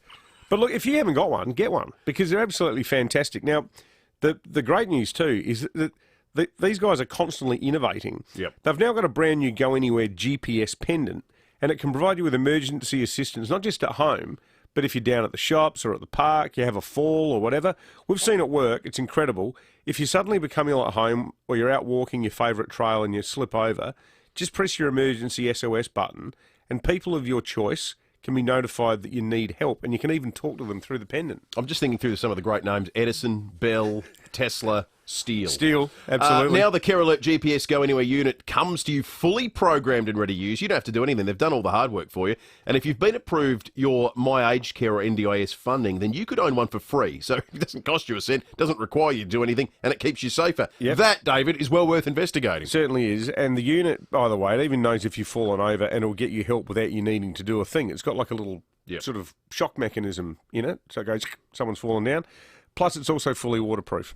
So get one. How about that? Care Alert have their own unique software program into this unit, making it the superior choice for such a brilliant product, and it's under $399 delivered. It's all thanks to Care Alert. Give them a call, 1300 75 85 95. That number again, 1300 75 85 95, or visit carealert.com.au. That's carealert.com.au. Your major client is dragging the chain on payment, but your supplier, they want to be paid now. Well, with Octet Smart Business Financing, you can. Octet can give you a convenient and flexible line of credit to pay your suppliers with up to 60 days interest-free and up to 120 days to repay. Check out the terms and conditions as well as Octet's facility approval guidelines at octet.com. That's OCTET.com. Power your growing business with Octet. Whether you're a sparky, a chippy, a fiery or a bikey. Whether they call you curly, tubby or tiny. Whether next door means a few feet or a few miles. We know the weather's harsh in South Australia. But Olympic Industries carports, verandas and sheds are tougher than most. And if they're strong enough in the country, they'll be strong enough in the city. For a limited time, you can save heaps across the entire range. Olympic Industries end of financial year sale. Built to last. At Spotlight, get winter ready with a massive 50% off the entire range of Lena Blockout Eyelet curtains. During this winter, keep the warmth in and the cold out with our huge range of blockout curtains. So you can hang it, close it and keep it warm for less. Exclusions apply. At Spotlight, it's what you make it. 5AA Breakfast is streaming live right now. To watch, simply head online to 5AA Facebook or search 5AA on YouTube. At Bob Jane T-Mart's, buy 3 get 1 free on Bridgestone, Copia and selected Dunlop passenger tyres. You're listening to 5AA Breakfast. David Penberthy and Will Goodings. 29 minutes after 7. Let's talk sport. There's some breaking sport news this morning too. Used vehicle stock always changing at North Point Toyota Hillcrest Prospect in Port Augusta. It is the North Point Way, and it has to do with the future of the Australian Open, the near future of the Australian Open, which might not call Rod Laver Arena home next year. It might call Doha home or Dubai. It all comes about as a result of the federal government's commitment to not opening Australian borders till mid-2022. ABC Sport this morning are reporting that Dubai and Doha would be considered as a offshore hosting of the Australian Open. So we'd still be hosting it, just not in Australia, which is great for tennis fans. How does that even work? Well, we still have carriage of the event, I guess, and some and sort of naming ownership. rights. Yeah, but we just host it somewhere else. Yeah, it's ludicrous. That's crazy. It comes on the back of players who are not willing to go into hard lockdown again. Around the world, for comparison's sake, on the tennis tour from now on, you have to get tested when you go to a place. And if you comes back negative, you can go about your business freely. If it's positive, then obviously you have to go into quarantine. Not in Australia. You have to go into 2 weeks no matter what. That's the way we've been running things, with some of the most onerous restrictions anywhere in the world. The other big question mark is about the Australian Grand Prix. Now, this one is a scheduling difficulty because of how tight the fixture is. Brazilian Grand Prix would be November 7. The Australian Grand Prix would be 2 weeks later. You can't race in the Brazilian Grand Prix and be out of quarantine in Australia in time to race in Australia. So there are some issues on that front. The Canadian Grand Prix has had problems with the Formula One body. They couldn't come to an agreement on changing things up and making quarantine restrictions more flexible. So there's question marks about what would happen here in Australia. That said, Andrew Westacott, the head of the Grand Prix here in this country, is still hopeful. With Canada being cancelled, they then moved to Turkey. Turkey wasn't able to host it, and so they've moved France forward, and they're having a double header in Austria. So that's the sort of complexity that really is left to the organisation at Formula One, and we're working with them in the Victorian government to make sure that the specifics of what we need to do to make sure that the Victorians and Australians are safe, but also the international contingent is safe 3 rounds before the end of the Formula One championship season. So that's a byproduct of our long-term strict border conditions. Some of these major sporting events, international sporting events, are in question in the immediate sense. And look, Australian Open, there have been rumours for a long, long time about a lot of other countries that want to get their hands on it. Yeah. It's a pretty coveted event. Well, I guess after the players jacked up earlier this year at the amount of time they had to spend in quarantine, they've all banded together and said, we're not going through that again. Yep. And I thought earlier this year, stiff. It was, but I think next year's a different scenario. Yeah, absolutely it is. Well, it should be. And in part, the Grand Prix people have said, didn't you guys say you were going to be all vaccinated by October and this wasn't going to be an issue? Yes. That's sport, and it's a big breaking news story this morning. More from Stephen Rowe later this afternoon. All new Kluger hybrids about to arrive at North Point Toyota. Pre-order to avoid disappointment. It's the North Point way. This is Adelaide's 5AA. Partly cloudy today and a top of 17 with the 7:30 news. I'm Mel Usher. Keep your body in shape with Physio Extra Clinical Pilates and group exercise classes. PhysioExtra.com. 3 people have been injured in a road rage incident at Bolivar. 2 men in a van allegedly tailgated the victim's car from Munopara West, following the learner driver and his 2 passengers along the expressway and then the north-south motorway around 5 o'clock last night. Senior Constable Kate Dawson says they came to a stop at the Bolivar exit. These 2 men in a van have assaulted the driver, who's a 19-year-old man, on his L plates, and he had to go to hospital for treatment of a head injury. Also assaulted in the car was a woman and another man. So, yeah, very frightening for this group. Inquiries led police to Mitchell Park with a 23-year-old and 49-year-old man arrested and charged. A drink driver has been stopped at Windsor Gardens after doing a runner when stopped by police. It happened on McLaughlin Avenue last night. Patrols set up cordons. The man was found hiding in the front yard of a home. The 27-year-old was arrested and breath tested, allegedly returning a positive result of .190. Australian cricketers and officials who were stranded in India have touched down in Sydney. They were evacuated to the Maldives until the ban on arrivals from India lifted. The group will now enter hotel quarantine. The local COVID vaccine rollout expands again today. People aged over 50 can receive the AstraZeneca jab from more GP clinics as part of FIVEaa. There are also more details today about the first mass vaccination hub to open in the metro area. The facility at Noarlunga will operate from Tuesday week. Concession holders will have access to solar power through a new pilot program kicking off today.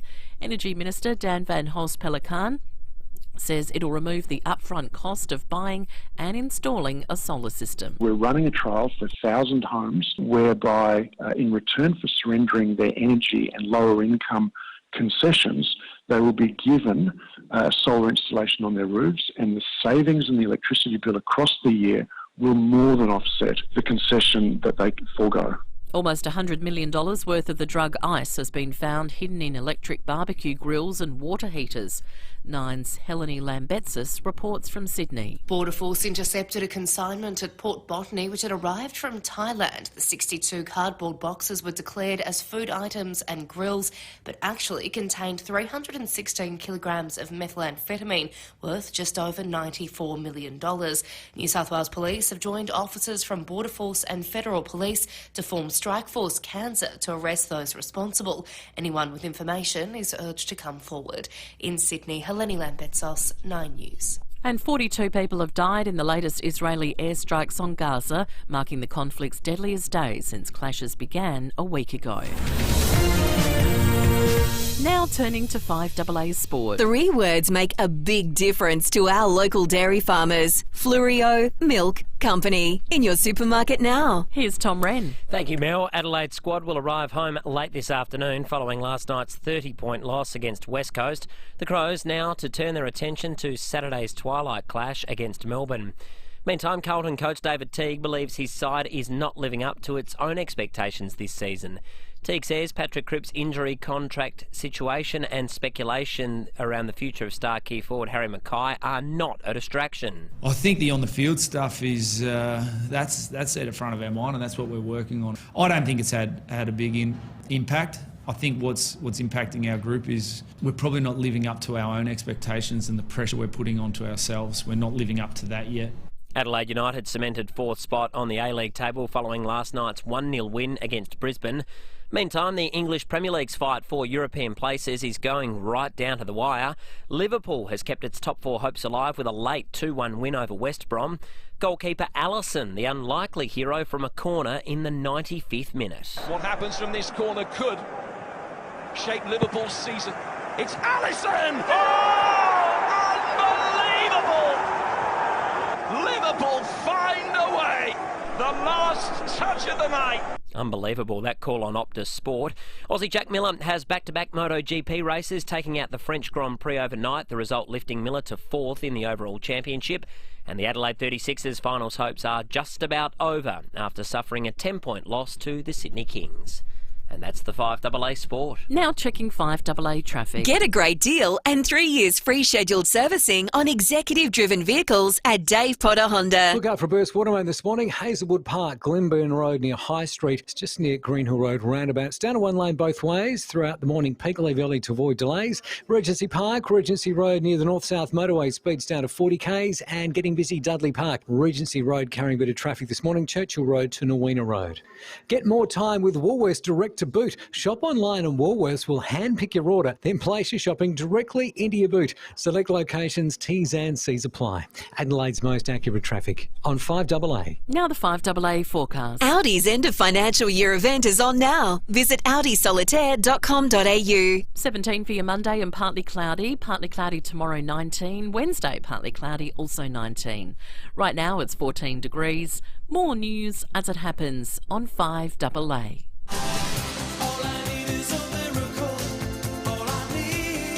At Bob Jane T-Marts, get instant cash back on iconic tyre brands, including Michelin, Goodyear and Bridgestone. You're listening to 5AA Breakfast. David Penberthy and Will Goodings. 21 away.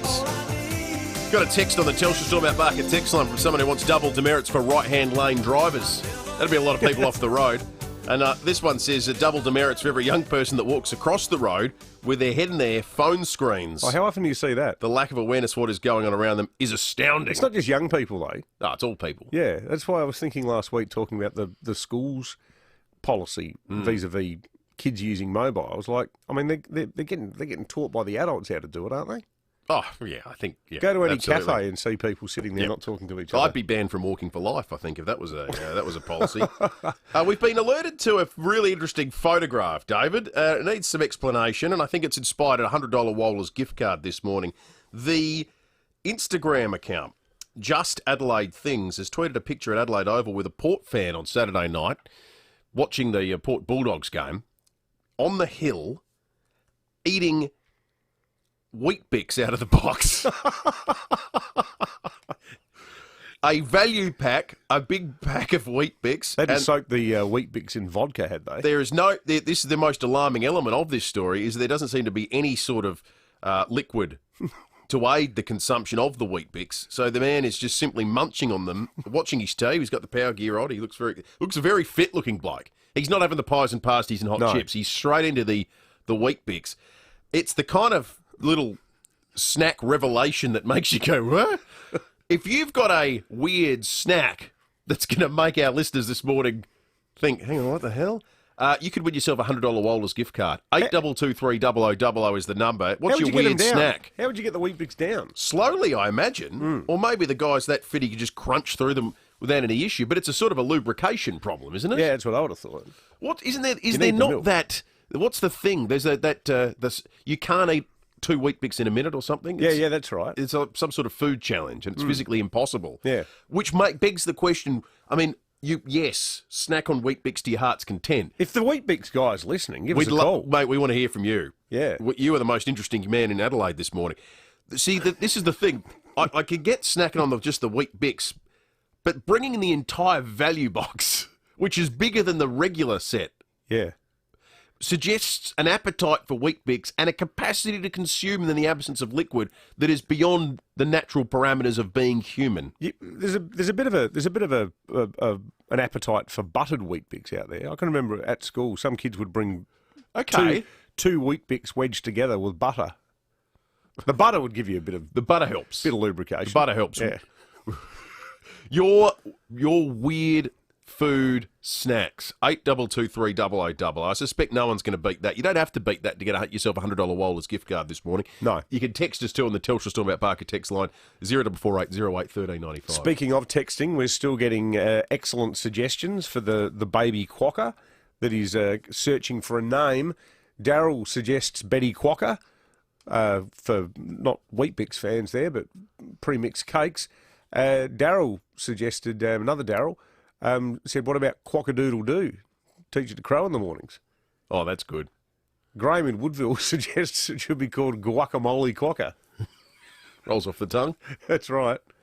And I think this is probably from some Port fan trying to rub it in. Hey, guys, what about just calling it Jack Darling? Yeah. Although that's from Kim in Seaton. Why? He says, don't worry, he always cleans up Port as well. There we go. It was just really a non sequitur, just to really rib us. Very funny joke from Tessa, too, about the story out of California about the woman who accidentally alleges that she left the lotto ticket in her jeans. Missed pun opportunity here. That woman with a lottery ticket, she's lucky she hasn't been done for money laundering. 17 to 8. Scott and Glenunga, what's your weird snack? Good morning, guys. I'll have to go with raw garlic on toast. Oh, you must be quite the hit with a lady, Scott. I do drizzle a tiny little bit of butter on it. Just makes it a bit milder, and then I brush my teeth afterwards. Oh, that's all right. You know it's sort of a bit like bruschetta, isn't it? I bet you don't get colds that often, Scott. 1, it's healthy. 2, it sounds delicious. And 3, you'll never get eaten by a vampire. So that's all. I think that makes a lot of sense. Thank you, Scott. Sue in St. Maurice, good morning. Yes, we used to have Weet-Bix butter and Vegemite as a snack after school. Yeah. And it always tasted okay. How many Weet-Bix do you think you could eat in a normal setting, Sue? Oh, probably only 2. 2. Yeah, 2's about it. Yeah, I think, 2's normal. I think that's about right. The entire family-size value pack, though, is at least ambitious, if we were to, pick some sort of adjective. Joe in Modbury North, good morning. Good morning, guys. How you going? Good, thanks, Joe. Weird food. Well, you might think it's weird, but it's pretty normal to me. You boil up milk so it becomes hot, and then you get bread, either sliced bread or continental bread, tear it up in pieces, put it in the milk, and then sprinkle it with sugar. Yeah, okay. Okay. I've never heard of that before. It sounds like it's trying to become a bread and butter pudding, mate. Well, I don't know. I think it might be a European thing. I had it a lot when I was a kid. That's probably why all my teeth are rotten from the sugar. But Which part of Europe, Joe? What was the family from? Croatia. Okay. Yeah, right. Oh, But I still have it every now and again as an adult. You'd be big on the chibata cheese, I'm guessing, mate, wouldn't you? Good on you, Joe. Lynette in Elizabeth South, good morning. Good morning, guys. My snack is hot chips and vanilla ice cream. Oh, dear. What, like together at once in your mouth? Yeah, you dip the chips in the ice cream and you eat them. How did you come up with that, Lynette? I don't know. I've been eating it for years and years and years. Can I ask a slightly personal question, Lynette? Did it start when you were expecting a child? Was it like a weird craving type thing? No, I think it was before that. Wow. I'm pretty sure it was before that. I don't know. It was just something that happened, and I love it. I don't know, something to do with the salt in the ice cream, I think. Well, you can get like salted caramel ice cream. Like salt and ice cream works. It's just more the chip bit, the idea of the chip going in. Hey, Lynette, I think you've got yourself a $100 Waller's gift card. I reckon that wins. Oh, thank you so much. Do you ever go one step further with the chips, Lynette, and put like chocolate topping and crushed peanuts on them? Oh, no. Bit of the ice magic. That'd just be weird, wouldn't it? And I'm 71 and I still eat it today. Well, it's clearly done you no harm whatsoever. Yeah, exactly right. No. That's good. I reckon it's a food group all of its own, that one. That's tremendous. Thank you for that. Certainly is. The bread, warm milk and sugar really is a European thing. My mother, the Pole, just texted in saying something she grew up having as well. Yeah, right. Not something she introduced to us. So what's the Italians call it? Cucina povera, which means poverty cuisine. Right. There's a whole, like polenta is a classic example of that, where you ate it, not because you're at some trendy Michelin-hatted restaurant, you ate polenta because you didn't have anything else to eat. Yeah. 14 minutes to 8, 8223 is the number. You can text us on the Telstra Stormont Parker text line. We're getting some terrific text through as well. Shannon says, doesn't matter the platform, toast, crumpets, rolls or a sandwich, you've got to have Vegemite with honey. Doesn't matter the platform. Well, that makes a kind of sense because honey's really good on blue vein cheese. It is. And blue vein cheese tastes a lot like Vegemite, and vice versa. Vegemite tastes a lot like blue vein cheese. Do you think? I've never made that connection before. I reckon if you were blindfolded and you put both of them in your mouth, you'd be flat out telling the difference. The real intense saltiness of it. Okay. 13 to 8. Haven't been able to find Weet-Bix Man, though. If you're out there and you're listening, or you do know the Weet-Bix Man, we want to hear from him. He's got some explaining to do. 8223 the number. Let's check traffic. Thanks to Dave Potter Honda. Get a great deal on 3 years free scheduled servicing on executive-driven vehicles. Dave Potter Honda. Seeing delays this morning with the burst water main. That's at Hazelwood Park, Glenburn Road near High Street, just near Greenhill Road roundabout. Down to one lane both ways through the morning peak. Leave early to avoid delays. Regency Park, Regency Road near the North-South motorway. Speeds at 40 k's for works and getting busy at Dudley Park this morning. Regency Road, that's between Churchill Road and Nowina Road. A couple of speed cameras this morning. Burbridge Road, West Beach, Craigmore Road at Craigmore. Need new tyres fast? Bow from Bow Repairs has you covered. Get fitted in 30 minutes or get a free tyre. Visit bowrepairs.com.au. Selected stores only. T's and C's apply. Adelaide's most accurate traffic on 5AA. Home renovations can be akin to climbing Everest. Every step of the way can be torturous to reach your ultimate goal. Well, the same could be said for home renovations, but not if you go with Buy-Urban Bathrooms and Kitchens.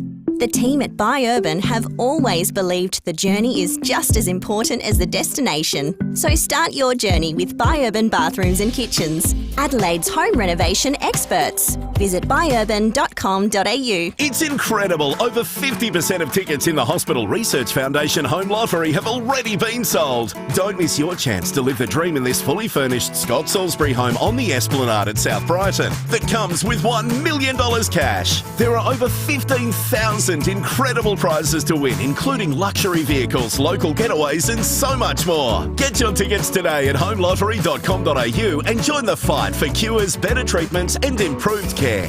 Licence M13989. Westside Energy, a local, well-established and trusted supplier of solar and home batteries. They have got an incredible offer for you folks, our beloved 5AA listeners. Oh, I like the sound of this. When you purchase any premium range solar system or home battery, Westside Energy will take care of your last quarter's electricity bill. Geez, it pays to be a 5AA listener and a fan of Westside Energy. So what they'll do is they'll pay your last power bill for you. So when you go to Westside Energy, your last power bill will actually be your second last. Yeah. It's too hard to try to describe. You don't pay your last one. But you don't pay your last one. That's right. And you save money. Exactly. That bit's easy to say. It certainly is. And look, this is a strictly limited offer with some T's and C's. There's already many wonderful benefits from going solar and having home battery storage. So here's one more from Westside Energy. Buy any of their premium range solar systems or home batteries, and Westside Energy will pay your last quarter's power bill. Terms and conditions apply. For more information, jump onto their website. Visit westsideenergy.com.au. This is an incredible offer. westsideenergy.com.au. At Spotlight, a window's what you make it. Save 30% off made-to-measure curtains, blinds and shutters. Plus pay in full and get an extra 5% off. Book a free in-home measure and quote with your local consultant now. Call 1300 662 742. Exclusions apply. At Spotlight, it's what you make it. Get in here. It's Sheeds. We don't have the time to mess around. We can't afford any more downtime, and we need a result. It's about trust, and for hydraulic hose repairs, Ryco 24/7 are the ones. They'll get to you wherever you are. Their vans are on the road with fully qualified repairers, and they are supported by that other great South Australian team, BL Shipway, who I've known for over 30 years. Call Ryco 24/7 on 133247 or visit ryco247.com.au. 5AA Breakfast is streaming live right now. To watch, simply head online to 5AA Facebook or search 5AA on YouTube. At Bob Jane T-Mart's, buy 3 get 1 free on Bridgestone, Copia and selected Dunlop passenger tyres. You're listening to 5AA Breakfast. David Penberthy and Will Goodings. 9 to 8, John Blake coming up in just a moment. But first, let's talk weather. Get a preview of the week ahead with Amelia Mulcahy from 7 News. Good morning to you, Amelia. Good morning, guys. How are we? Happy Monday. Happy Monday to you too, Amelia. It feels like we're in the throes of winter here. Yeah, we have had some quiet wintry weather, but you know what? The temperature is warming up slowly, emphasis on slowly this week. No rain around, but we're going for a top of 17 degrees today, 19 tomorrow. It'll be a cool night into Tuesday tonight as well, down to 7 degrees, so watch out for that one. We're going up to 20 degrees by Thursday. And then 21 and on Friday and Saturday, both sunny days, would you believe, up to 22 degrees on Sunday. So there's a real emphasis on the slow warm-up there, but it will happen. Rainfall-wise, though, it looks like we've got a dry week ahead, or at least a dry fortnight. We've had about almost 22 millimetres in the West Terrace gauge. By the end of the month, we like to see around 68, so we're kind of trailing on that one. But for the next 3 months, late last week, the Bureau released their 3-monthly outlooks for winter, and it looks like we'll see a wetter than average winter across much of the country. That includes SA, so we'll wait and see how that goes. They've kind of been a little bit off this year with some of their outlooks, so it'll be interesting to see if this comes to fruition. We certainly know our farmers are out in the paddock around about now, pretty much anywhere after Anzac Day is when they like to get their seeding programs underway and all that sort of stuff, and of course they want rain, so it'll be interesting to see if that comes to fruition, because that would certainly make a huge difference for them. Yeah, absolutely. That's interesting, Amelia. Thank you for that. Amelia Mulcahy from 7 News. Be good news, I think, if it is wetter than average, winter-wise, to make up for what we haven't had in the last couple of months. It's been a dry old year so far. It certainly has been. 7 to 8. It's time for John Blake, thanks to Aussie Fast Transport Solutions, interstate freight distribution, warehousing and local Adelaide couriers. Call Aussie Fast 13 13 64. Now, the latest news with Wallace Fogg. Good morning, early risers. This is Wallace Fogg with our FIVEaa news update. Police Commissioner Grant Stevens and Professor Nicholas Spurrier have announced a further crackdown and the erecting of lookout towers around Adelaide shopping centres. These will be manned by armed guards looking out for people who fail to QR code into a business. Offenders will be shot on sight with a paintball gun loaded with bright red pellets so they can be easily identified as potential spreaders. The guards will also be on the lookout for anyone doing walk the dog, round the world or rock the baby in the cradle while using a Coca-Cola yo-yo. This will result in immediate confiscation of the offensive up and down device and enrolment in a government-funded retraining centre where the offenders will be forced to use iPads and computers and other electronic devices like normal people. There'll also be on-the-spot fines for anyone caught coming out of a Cheapest Chips without a cheap sausage roll machine or a couple of $5 solar garden lights. In other news, the long-awaited release of the Jane and Jimmy Barnes family cookbook. It features Jane Barnes with her rocker husband cooking up a storm with favourite recipes, and Jimmy Barnes claiming that he is the gravy king. According to Jimmy, you take 2 tablespoons of together with a knob of and a beef stock cube and stir in a cup of water. Tasty. The book has been confirmed for release in October by HarperCollins. This is Wallace Fogg. Morning news at 8 o'clock, or as close as we can get. More from John Blake after 8:30 when we go behind closed doors. You thought Wallace had retired? Oh, he's moved into news. Because he doesn't do Fridays anymore. Well, he previewed weekends, and now he's a news reporter. Yeah. I think. Out on the road. Yeah, he's, onwards and upwards. What about that? I'll tell you what, we're getting some deeply unpleasant texts through about some of the weird things people eat. A lot of people are on Lynette's side with the chips. Someone here says they either dip their hot chips into a soft serve ice cream or into a thick shake. Do you drink the thick shake afterwards with bits of chicken salt floating on top of it? I guess so. Apparently in Scotland, bread mixed with milk and sugar is called saps. Saps. That's from Rob.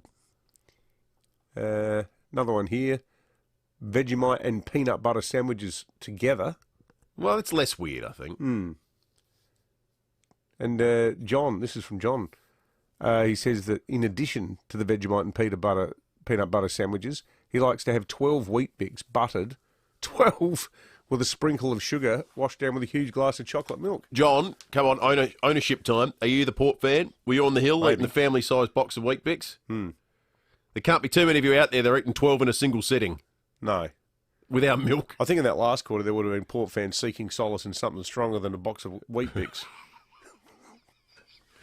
It's something involving the Gary McIntosh bar. Yeah, I thought it would have felt slightly more appropriate. Yeah, that's right. 3 minutes to 8, breaking at 8, not too far away. Hi, Bronte Manuel from Toop and Toop. We've been helping Adelaide buyers and sellers for more than 35 years. That's why so many South Australians look to us for real estate advice. Right now, we're working with 5,711 buyers in North Adelaide, 5,377 in Ross Trevor, and 5,280 buyers in Hindmarsh, all searching for their perfect property. If you're thinking of selling and would like to know how many buyers we're working with in your suburb, call us today on 8362 8888 or go to toop.com.au. What's on your bucket list? Parachuting? Climbing Everest? Swimming with sharks? There's one thing that should be on everyone's bucket list: a will and estate plan. A will, power of attorney and advanced care directive speak for you when you can't. They look after you and your loved ones. A will and estate plan drawn up by Donlan Lawyers is peace of mind for everyone. For wills and estate planning, contact Donlan Lawyers or visit donlanlawyers.com. Put it on your bucket list. Don't just get a forklift. Get a Toyota forklift. When you need a forklift, don't just get a forklift. Get a Toyota forklift. Get the world's #1 forklift brand. Get legendary Toyota reliability. Get world-leading safety and get it from toyotamaterialhandling.com.au. Get the Toyota Forklift Advantage. For sales, service and hire, get a Toyota forklift. Bad news. Your electricity bill is about to come in. But here's some good news from Westside Energy. They'll pay it for you. When you purchase any premium range solar system or home battery from Westside Energy, they'll take care of your last quarter's electricity bill. That's right, Westside Energy will pay for your last power bill. It's a strictly limited offer and some terms and conditions apply. For more information, visit westsideenergy.com.au.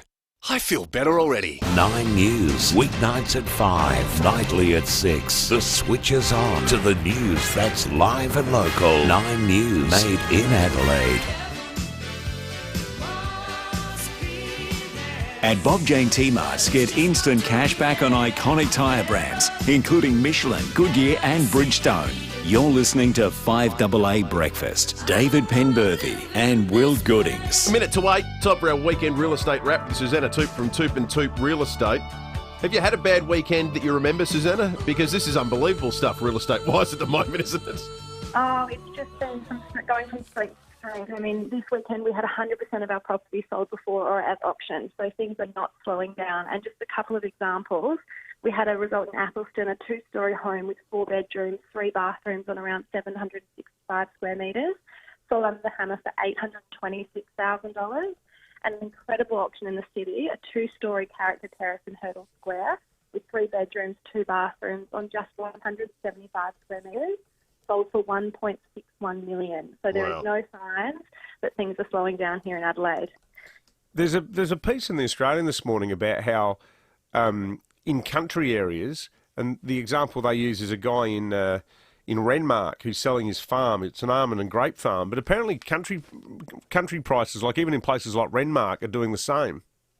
That's right. We've seen that regional areas, even up to 600 kilometres from CBDs, are just absolutely booming as well. I think there's a lot of a shift towards lifestyle properties, towards farming, towards really wanting to get access to land. And we're certainly seeing that. I mean, regional areas has been a long time coming, and I think that for now that it's really brought into the spotlight around a desirable place for people wanting to get out of the CBD and have businesses as well, really booming businesses and being able to live on the property as well. Also, Susanna, in the budget last week, single parents are being given a bit of a leg up to buy property now. They have. So usually a deposit to buy a house is 20%, which is a big hurdle and what stops many people from getting into the market. But under the new budget measures, single parents will only have to pay 2% for their deposit. So just looking at a home that would be worth $500,000, this would reduce the deposit from $100,000 to $10,000. So it should really help a lot of families get into the market and get their foot in the door. But it is only available to 10,000 single parents over a 4-year period. But we do think that it will really help those families that are eligible. Good on you, Susanna. Susanna Toop from Toop & Toop with our weekend real estate wrap. 5AA News on the way, then Breaking at 8 coming up. Online, on DAB Digital Radio and on 1395 AM. Talking Adelaide. This is Adelaide's 5AA.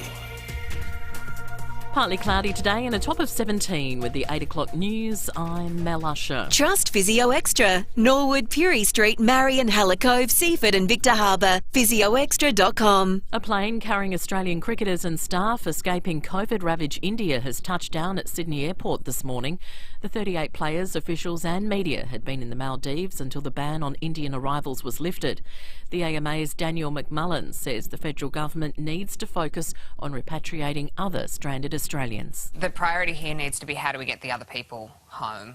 We've got a crisis situation in India and a lot of people that do need to get back to Australia. So let's work on increasing those repat flights as best we can, keeping Australians safe, but getting people home. One of Australia's top doctors says we need to have a conversation about reopening our borders.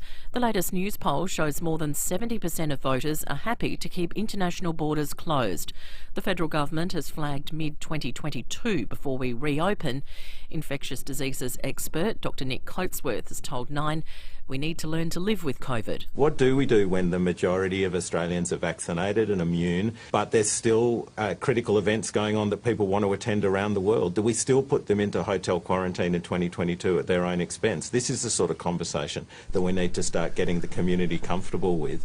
More GPs will join the COVID vaccine rollout today. People aged over 50 can receive the AstraZeneca jab from additional clinics in SA. And the first vaccination hub south of the city at Noarlunga will open next Tuesday. Health Minister Stephen Wade says more appointments for both the hubs and GPs are coming online all the time. As more bookings become available through the supply of vaccines and the supply of staff, more appointments will come on stream. It may be that an appointment that's not available today will be available in the next couple of days. There's been a nasty road rage incident in the northern suburbs involving a learner driver and his two passengers. The trio were allegedly assaulted by two men around 5 o'clock last night. They tailgated the victims from Manopara West to the Bolivar exit on the north-south motorway. The 19-year-old behind the wheel was hit over the head with an unknown weapon. His injuries are not considered life-threatening. A man and woman also in the vehicle were treated at the scene. A 23-year-old and 49-year-old man were arrested at Mitchell Park for a string of charges. A new pilot program has been launched offering concession holders access to solar power. 1,000 eligible households, primarily in the northeastern suburbs, will be able to have a free solar system installed in exchange for their concession payments. Energy Minister Dan Van Hulst-Pelikan says it'll help give low-income earners access to cheaper power. Across South Australia, more than a third of all homes have solar on their roofs, and that's absolutely outstanding for those people. But we do recognise that not everybody can afford that solar installation. So we're putting $4.25 million towards a trial for 1,000 homes. More than $2 billion will be spent to save Australia's remaining 2 oil refineries in Victoria and in Brisbane. Both companies directly employ more than 1,000 workers. Federal Energy Minister Angus Taylor says the government wants to shore up Australia's fuel security. Whether you're a truckie or a tradie or a miner or a farmer or an emergency service worker, all reliant on that fuel. This is a package that keeps our refineries in Australia. It's a package that ensures we have the stocks we need and in the process puts downward pressure on prices and makes sure we have that reliable fuel in the worst possible circumstances. 42 people have died in the latest Israeli airstrikes on Gaza, marking the conflict's deadliest day since clashes began a week ago.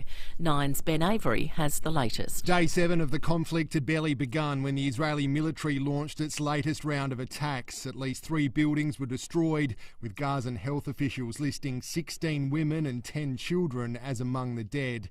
The Israelis released vision of one airstrike they say struck the home of Gaza's top Hamas leader. It's thought he wasn't home, but Israel says it is successfully eliminating what it calls terror infrastructure.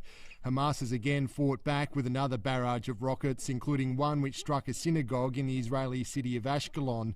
At the Vatican, Pope Francis prayed for the innocent victims on both sides and called for those in charge to walk the path of peace. Now turning to 5AA Sport. Who loves South Australia as much as you do? Fleurieu Milk Company. South Australian and proud of it. With the footy wash-up, here's Tom Wren. Thank you, Mel. Yeah, let's begin there. No injuries for Adelaide in last night's 30-point loss to West Coast. The Crows blooded another debutant with Ronan O'Connor coming in. Coach Matthew Nix impressed with what he saw. I thought he fought well.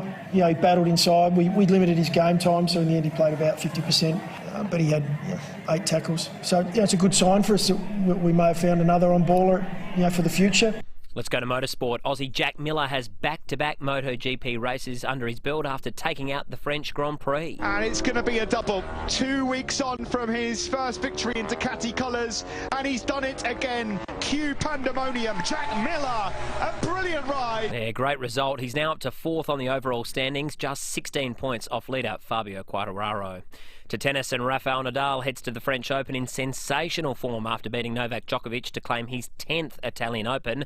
Nadal says the victory was especially special. It was one of the first important titles that I won in my career. And after achieving 10 in Roland Garros, 10 in Monte Carlo, 10 in Barcelona, I really wanted this one. Yeah, good result. Adelaide United has broken its run of 5 matches without a win, claiming a crucial 1-0 victory against Brisbane. Craig Goodwin with the goal. Meantime, Liverpool's hopes of Champions League football next season remain alive after beating West Brom 2-1. And Sam Kerr's Chelsea has lost the Champions League final to Barcelona after going down 4-0. And in some golf to finish, South Korean KH Lee has won his first PGA event after a 3-shot win at the Byron Nelson tournament in Texas. And that's the 5AA Sport. Now checking 5AA traffic. Get a great deal and 3 years free scheduled servicing on executive-driven vehicles at Dave Potter Honda. First watermain to look out for on the drive into work today, Hazelwood Park, Glenburn Road near High Street. It's just near the Green Hill Road roundabout. It's down to one lane both ways through the morning peak. Leave early to avoid delays. Regency Park, speeds down to 40 k's there on Regency Road near the North-South motorway. Getting busy. Elizabeth Way, Main North Road to Mountbatten Square, and at Pasadena, Ailofs Road, South Road today. Drive that is city-bound. NAB Equipment Finance can help you make ideas more. Search NAB Equipment Finance today. NAB, more than money. T's and C's and lending criteria apply. Adelaide's most accurate traffic on 5AA. Now the 5AA forecast. Audi's end of financial year event is on now. Visit audisolitaire.com.au. Partly cloudy for your Monday with a top of 17. Partly cloudy tomorrow, 19. Wednesday, partly cloudy, also 19. Right now it's 14 degrees. More news as it happens on 5AA. In the last hour on Adelaide's 5AA. I don't mind the concept of applying double demerits just to other behavioural ills that we don't like wearing AirPods, because they look at them and they look they're going to fall out. I don't know, there's something about them, they just irritate me. Maybe there's something you can apply double demerits to that just irritates you. Lycra. Double demerits for Lycra, done. That's on the list. Okay. Thank you. Someone said, come on, Will, I'm listening to you blokes via my AirPods. Yeah, I've got no issue with AirPods. Why do they upset you? They make me feel uncomfortable. It puts me on edge. Joe in Modbury North, good morning. Weird food. Boil up milk so it becomes hot, and then you get bread, either sliced bread or continental bread, tear it up in pieces, put it in the milk, and then sprinkle it with sugar. Yeah, okay. Okay. Might be a European thing. I had it a lot when I was a kid. That's probably why all my teeth are rotten from the sugar. But... Lynette in Elizabeth South, good morning. My snack is hot chips and vanilla ice cream. Oh, dear. What, like... Together at once in your mouth? Yeah, you dip the chips in the ice cream and eat them. I love it. I'm 71 and I still eat it today. You're listening to 5AA Breakfast. David Penberthy and Will Goodings. 10 after 8, it's been an avalanche of weird stuff coming through on the Telstra Stormount Barker text line following that conversation. There's an unending series of weird food habits that people have. Julius says that he's a Doctor Who fan and that the 11th Doctor eats fish fingers and custard. Oh, seriously? But he says, I thought I'd give it a go, and surprise, surprise, it wasn't too bad. I've been eating it occasionally ever since. Deary me. I'd want my own private TARDIS to get away from eating something like that. You're a big fan if you're committing to eating things from a show you like, especially if that show is a sci-fi. Hey, this one sounds all right. From Rick. Hey, guys, there's nothing better than cheese, Vegemite and Spring Gully sweet mustard pickle sandwiches. Give it a go. That's closer to normal. That'd work. That's on the spectrum of normal. That's closer. My late grandmother, Grandma Penberthy, Doris Penberthy, she used to make brain and walnut sandwiches on brown bread, and they were absolutely sensational. No, thanks. Oh, superb. I'll take your word for it. With chives, all mashed up together. Sensational. Yeah. If you look at the green and gold cookbooks, and the Aerofos cookbook, all those cookbooks that came out in the 1940s, there's heaps of recipes for things like that, and a lot of them are like pressed tongue. Terrific. It is. Okay. Because people had to eat that because there was nothing else. There's nothing you're going to be able to tell me that convinces me that you're right about this. You wouldn't eat it. You wouldn't eat, like, tongue with salsa verde? No, God, no. Seriously? No. But you'll eat a meat pie. Yeah, I don't even... I'm not a big pie person. Oh, come on, mate. Live a little. 12 after 8, me. And our producer, Andy Rosejohn, says I'm like a cat. I'm unpoisonable. I'm suspicious of 90% of things that are considered foods. 12 after 8, Leon Bider's coming up after 9 o'clock. Breaking 8's coming up in just a moment. And really exciting innovation at the University of Adelaide that will have our attention after 8:30. Well, there was some limited good news for Australia's burgeoning distillers industry. These are the fantastic people, like KI Gin and Never Never Distillers down in McLaren Vale. There's so many people now, particularly in South Australia, who are making whiskies and scotch and what have you. They're campaigning, though, for some kind of parity with the wine industry and the manufacturers of other drinks. There was relief in the form of some complicated changes to a thing called the excise refund cap that was welcome. But on the key issue, which is the amount of excise that they pay, which means that, a cheap glass of fruity Lexia or something like that, alcohol that is often linked to problem drinking, will attract like 4 cents a glass in terms of federal government excise. If you're drinking a high-end locally made scotch or gin, the amount of tax per glass is something like $1.11. Like the excise differential is just off the charts. So our understanding is that the industry is going to keep campaigning for that. But on the much more positive side, my mail from talking to a couple of these blokes who are involved in the local industry, and bear in mind that over the last few years, South Australia has just been cleaning up at all of these international awards. I mentioned Never Never. They won the world's best classic gin in 2019. They also won, that was the first time an Australian gin had ever won that award. They also won another international award at the San Francisco Spirits Competition only last year. There's a push within the industry here in South Australia, and it's something that goes to our food and wine sort of bona fides, to actually declare South Australia the spirit state of Australia. Now, it's being met with some trepidation by the Tasmanians, who regard themselves as pioneers because, they started with the whiskey at Lark Hill and things like that. Lots of good whiskey in Tassie. But I reckon, like, the idea of SA, and we've seen this with the tourism figures, we've seen it with the uptake of those half-price tickets, where we were second only behind the Gold Coast. I spoke to Rod Harricks a couple of weeks ago, who said that now South Australia, in the tourism marketing research, it's the state that has now surpassed Victoria as being the most closely associated with quality food and wine experiences. The tourism numbers have totally shifted in a way that they've never done before, and adding the promise of us being the spirits capital of Australia, based on all of these fantastic sort of Amblesides and KI Gins and Never Never and everybody else, would just be yet another string to our bow in consolidating what is now a pretty firm grip on that kind of tourism. Isn't possession 9/10 of the law? Isn't that what they say? Did Victoria consult with anyone when they declared Melbourne as the sporting capital of Australia? No, they just did it, and then people started saying it. I think we should just do it. We should just do it with spirits. Go to Doha for the Australian Open next year. South Australia's the home of spirits, space, and COVID vaccine production. Yeah, that's right. Put it on a number plate. We're going to need more number plates. Yes. Going to need a bigger number plate. Going to need a bigger number plate. That's good news. A couple of years ago, it used to be a talk topic. What would we put on a number plate? Now we don't have enough space. Yeah, 16 after 8. Rowies Sport Show. Tiger Shea Bolton took Mark of the Week. Some say Mark of the Year, round 8. It was an outstanding mark. Whilst Collingwood's Brodie Myercheck took, well, I would call it a stock standard. Look, it was a good mark. It's a popular vote, so Myercheck wins Mark of the Week. 4 p.m. weekdays. John Ralphie, this is simply a joke. Stephen Rowe, wash your mouth out with soap. Rowe's Sports Show on 5AA. Just like your favourite sports team, small businesses perform best when they're well supported. Nissan Fleet delivers tailored vehicle solutions to support your business goals. Visit your local Nissan dealer or search Nissan Fleet today.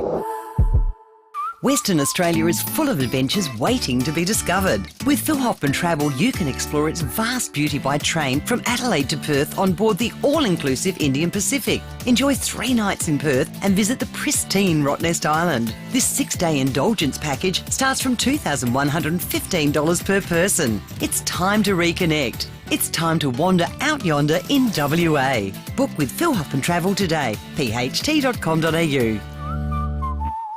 Have you ever heard the saying, it's not about the destination, it's about the journey? Well, it could not be truer than when it comes to home renovations. It's hard to get excited about a new bathroom or kitchen reno if the whole process has been a living nightmare. Not so at Buy Urban Bathrooms and Kitchens, where it's all about the journey. Coxie and the entire team, they go the extra yard to ensure the whole process is trouble-free.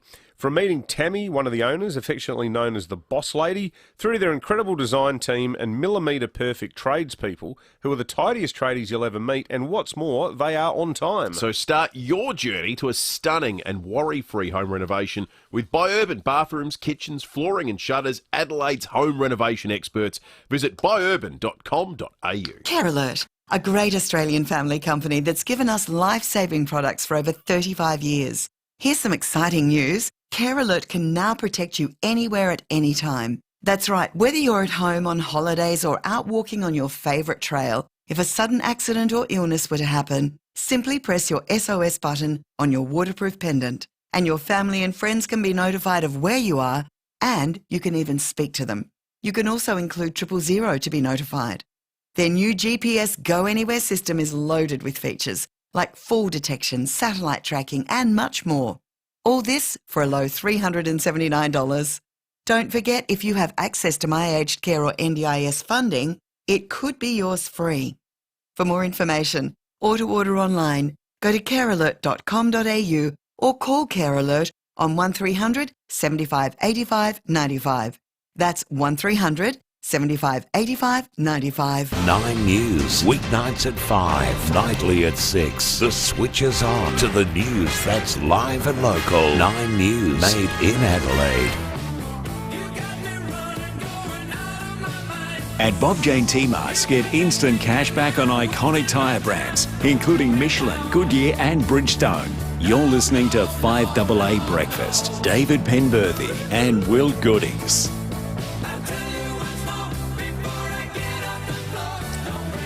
90 minutes after 8, we've been talking about new things here in South Australia. After 8:30, we're going to talk about a new state-of-the-art cancer institute that will be cutting-edge research and innovation in this area. It's going to be housed right here in South Australia. We'll be talking more about it in about 15 minutes' time. One of the nice things about lockdown last year was it meant for a lot of us, and I know in my case with my kids and my wife, we started to rediscover a lot of our national parks after a hiatus of some years, despite going there for the State Flora Nursery to pick up native plants. Our go-to destination for a lot of last April and May was Belair National Park, and it's something that's continued into 2020. It's such a good spot. But there's plenty of other national parks that are much more far-flung than that one, just up the road. And how's this? South Australia, it could soon be home to the largest national park in Australia. This is the proposal to create what's called the Mungathiri Simpson Desert National Park. It'll be 3.6 million hectares in size. David Spears is the Environment Minister and he joins us on the line now. It's hard to conceptualise something that vast, Minister. Well, I like to say that it is about half the size of Scotland's, this new national park. I'm told, my staff tell me it's 1.75 million Adelaide ovals, but for me, half the size of Scotland's pretty good. And not as cold. No, definitely not as cold. So what's the benefit when you make something that's like that, that's there right now into a national park? Well, look, it just lifts the level of protection around it. Currently, it's got quite an unusual protection up there. It's called a regional reserve and conservation park, so it doesn't have quite the same level of protections. You're also just drawing attention to it, and Some parts of it, some of the particularly significant environmental areas, will also be excluding any activity like mining, exploration and things like that. So it's a fairly complicated process, but it's just ensuring we've got that protection in place for a very unique and often unseen part of the state. Well, yeah, you talk about it being unseen, Minister. If it becomes a national park, because it's basically right up there, sort of not too far from Birdsville on the corner of the NT Queensland and SA border. At the moment, is it really just sort of like a four-wheel drivers type place? Yeah, and I think it always will be. You know, the Simpson Desert is fairly well known from our hardcore four-wheel drive community as one of those must-do places. It's got over 1,000 sand dunes that you have to drive over as part of that experience. You've got to have your gear in order to do that well. We don't encourage people to go out there unless they feel particularly comfortable and experienced in four-wheel driving. So not really like Belair where you'd pop up there for a third birthday party or for a hit of tennis. No, definitely not. This is a wilderness up there. It's a very unique environment. It's, as you say, it spans the Northern Territory, the Queensland and the South Australian communities, and is just one of those out-of-this-world places. Mm. Now, the other thing that you've got on your dance card at the moment, Minister, is a proposal to change 3, and these are really well-known and beloved parks here, but the conservation parks, Cleland, Deep Creek down the southern Fleurieu, and just over the water there, Seal Bay on the southern side of KI. You're looking at making them national parks? We are. These are amongst our most visited and most loved parks. They've got this conservation park classification. Really, they should be national parks. They've got very significant levels of environmental significance and things that we want to protect. And so just to lift that classification, it enables us to ensure that under the National Parks and Wildlife Act, they've got that protection that we want them to have. And also in the broader Australian and even international community, the term national park is much more understood than these other classifications we've been using. So are they under threat at all right now from anything beyond the potential for things like mining into the future? Is there any current threat? No, not really. And these are places we wouldn't mine anyway, but it's just to get all those classifications tidied up. Now, I don't want your listeners thinking that our national parks are really under threat from mining at all. Certain parts of the state, that's a possibility, but those ones that I mentioned, certainly you wouldn't be seeing any mining there at all. These are just special places that we want to make sure we've got the categorization right and making sure we're putting the resources into them as well. And that's one thing I've been very happy to see while I've been Minister, generational reinvestment in our national parks like we haven't seen before. Minister, while we've got you, we've got a text from a listener, Alice, with some questions about the proposal to rezone parts of Belair National Park. I read an article a week or so ago, because I know some people down that way who've got concerns too. This involves my understanding, the old Belair golf course and what's going to happen there with a proposal to put in some soccer pitches and soccer facilities. Can you just clarify, would it involve the loss of any Belair National Park green space, or will any development have to be confined to the existing footprint of the golf course? There'll be no development here at all. The article that you read in the Advertiser was one of these very high-quality pieces of journalism which said lots of trees getting cut down, lots of trees getting cut down, lots of trees getting cut down.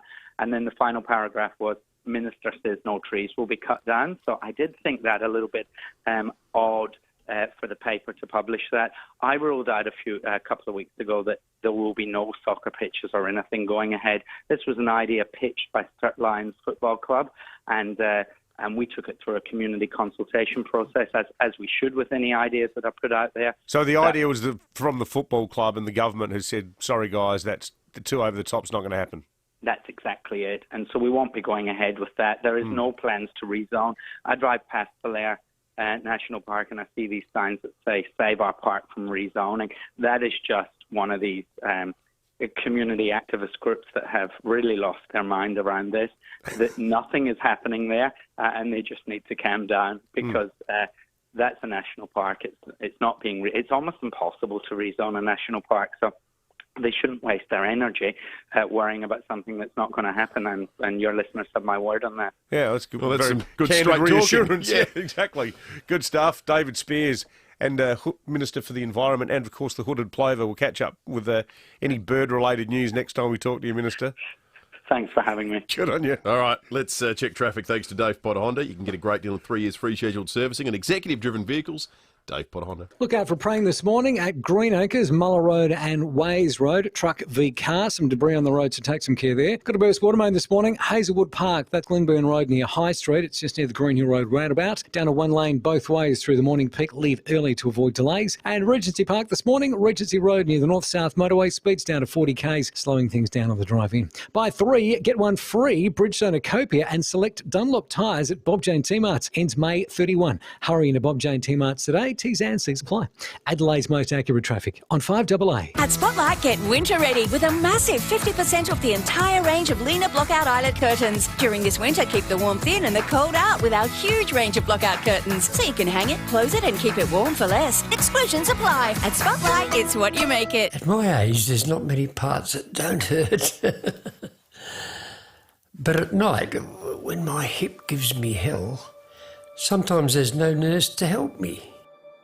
Easing my pain, is that too much to ask? The Royal Commission into Aged Care found there are not enough nurses to administer pain relief. Ask the Morrison government to mandate staff ratio laws in aged care. Go to itsnottoomuch.com. Authorised by EDABARS for ANMF Federation SA Branch Ridleyton.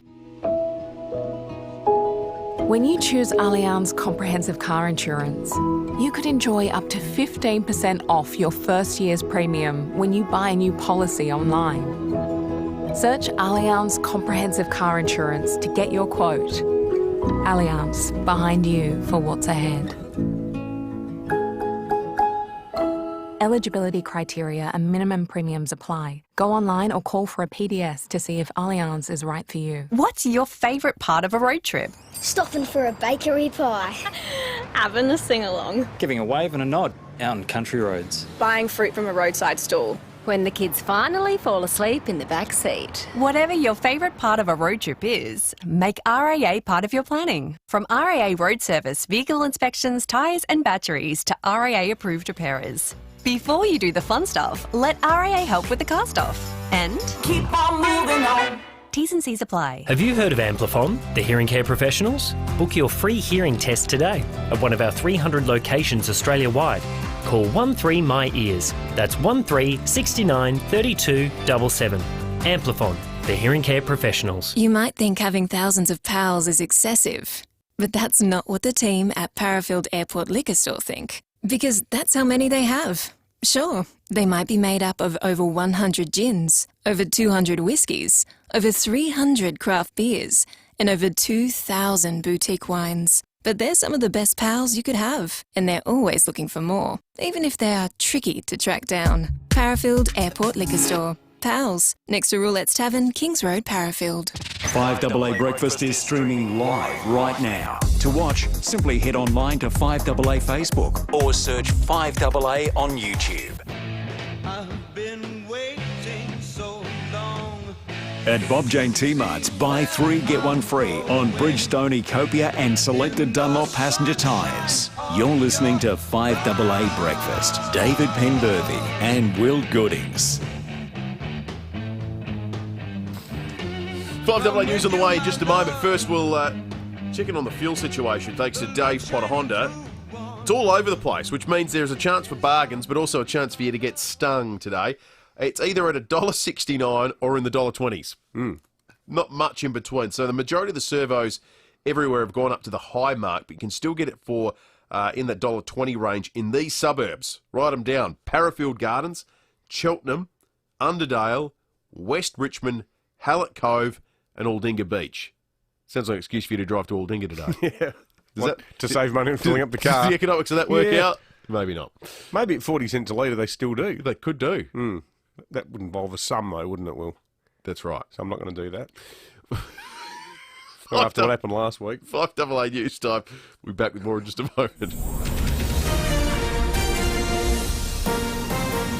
This is Adelaide's 5AA. Partly cloudy today and a top of 17 with the 8:30 news. I'm Mel Usher. Keep your body in shape with Physio Extra Clinical Pilates and group exercise classes. PhysioExtra.com. Australian cricketers stranded in India are back on home soil. About 40 players and support crew touched down in Sydney this morning. They'd been staying at a resort in the Maldives as part of an evacuation plan after the IPL was suspended due to a COVID outbreak. There are more options today for the over 50s wanting a COVID vaccine in SA. The AstraZeneca jab will be rolled out at additional GP clinics as part of FIVEaa.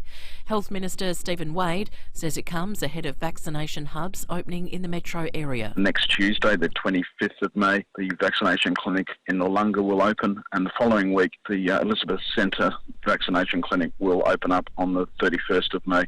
2 men have been arrested for allegedly assaulting a learner driver and his passengers on the north-south motorway. The road rage incident happened at Bolivar around 5 p.m. yesterday. The male suspects had tailgated the victims before they stopped. The L-plater, a 19-year-old Peterborough man, has head injuries which are not considered life-threatening. Senior Constable Kate Dawson says investigations led them to Mitchell Park last night. A 23-year-old man and a 49-year-old man. So they've both been charged with some very serious offences, including a fray and 3 counts of aggravated assault, and they'll appear in court at a later date. Australia's remaining oil refineries will share in more than $2 billion to remain open. Nine's Michael Packey has more. The nation's refining capacity has been in decline for more than a decade, and the COVID crisis hasn't helped as demand for jet fuel has been drastically reduced. 2 of our 4 refineries have already closed, and the other 2 have been considering their future, putting the nation's fuel security and more than 1,000 jobs at risk. In a bid to stop them from closing, the federal government will spend around $2 billion to help Viva Energy in Victoria and Ampol's Lytton facility in Brisbane remain viable. Energy Minister Angus Taylor says it's money well spent. Make sure we have that reliable fuel in the worst possible circumstances. More than $300 million will also be allocated to improve fuel quality. World leaders are calling for an immediate ceasefire on violence in the Middle East. Hamas officials say 188 people have been killed by airstrikes in Gaza. Federal MP and former Australian ambassador to Israel, Dave Sharma, says Hamas is causing conflict to maintain its political power. They rule Gaza, which is a part of the Palestinian population. They control an enclave near the coast with an iron fist. I've been down there and visited Gaza when I was there. In Israel, and it's a police state. Hamas does not let anything happen in there that they don't know about. 2 half-brothers wrongfully sent to death row have been awarded $75 million in damages. A North Carolina jury saying the pair should receive $1 million for every year spent in prison. They'll also receive $13 million in damages on top of that. Now turning to 5AA Sport. 3 words make a big difference to our local dairy farmers. Flurio Milk Company. In your supermarket now. Here's Tom Wren. Thank you, Mel. West Coast has claimed its 3rd straight win with a 30-point victory over Adelaide. Jack Darling kicking all 5 of his goals in a second quarter burst.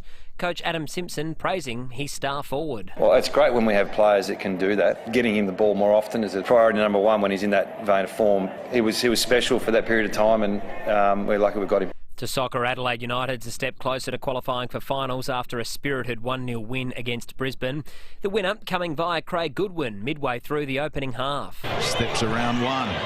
Yengi. It might work out for Goodwin. And bottom corner picked out. And Craig Goodwin is back to his best tonight. A great result, audio thanks to Fox. Meantime, disappointment for Sam Kerr's Chelsea as they were humbled 4-0 in the Champions League final by Barcelona. There is a new name on the trophy, and that name is Barcelona. The Adelaide 36ers playoff hopes appear over after suffering a 10-point loss to the Sydney Kings. They're now 13-18 with 5 games left in the season. To golf, South Korean KH Lee has qualified for next week's US PGA Major after recording his maiden PGA Tour win, a 3-shot victory at the Byron Nelson tournament in Texas. A dream come true for KH Lee. His first PGA Tour win.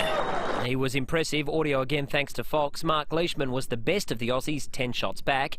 And in some motorsport to finish, Aussie Jack Miller's red-hot form has continued after he won the French MotoGP.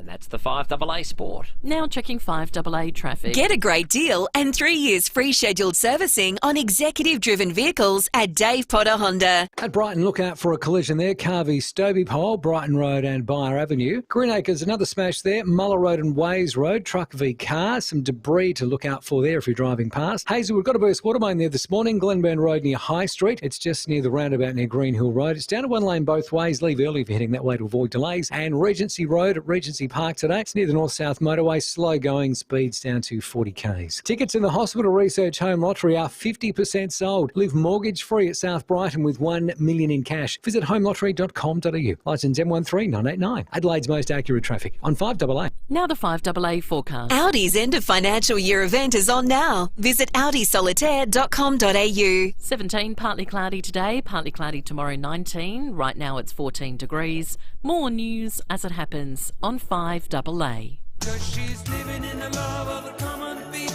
At Bob Jane T-Marts, get instant cash back on iconic tyre brands, including Michelin, Goodyear and Bridgestone.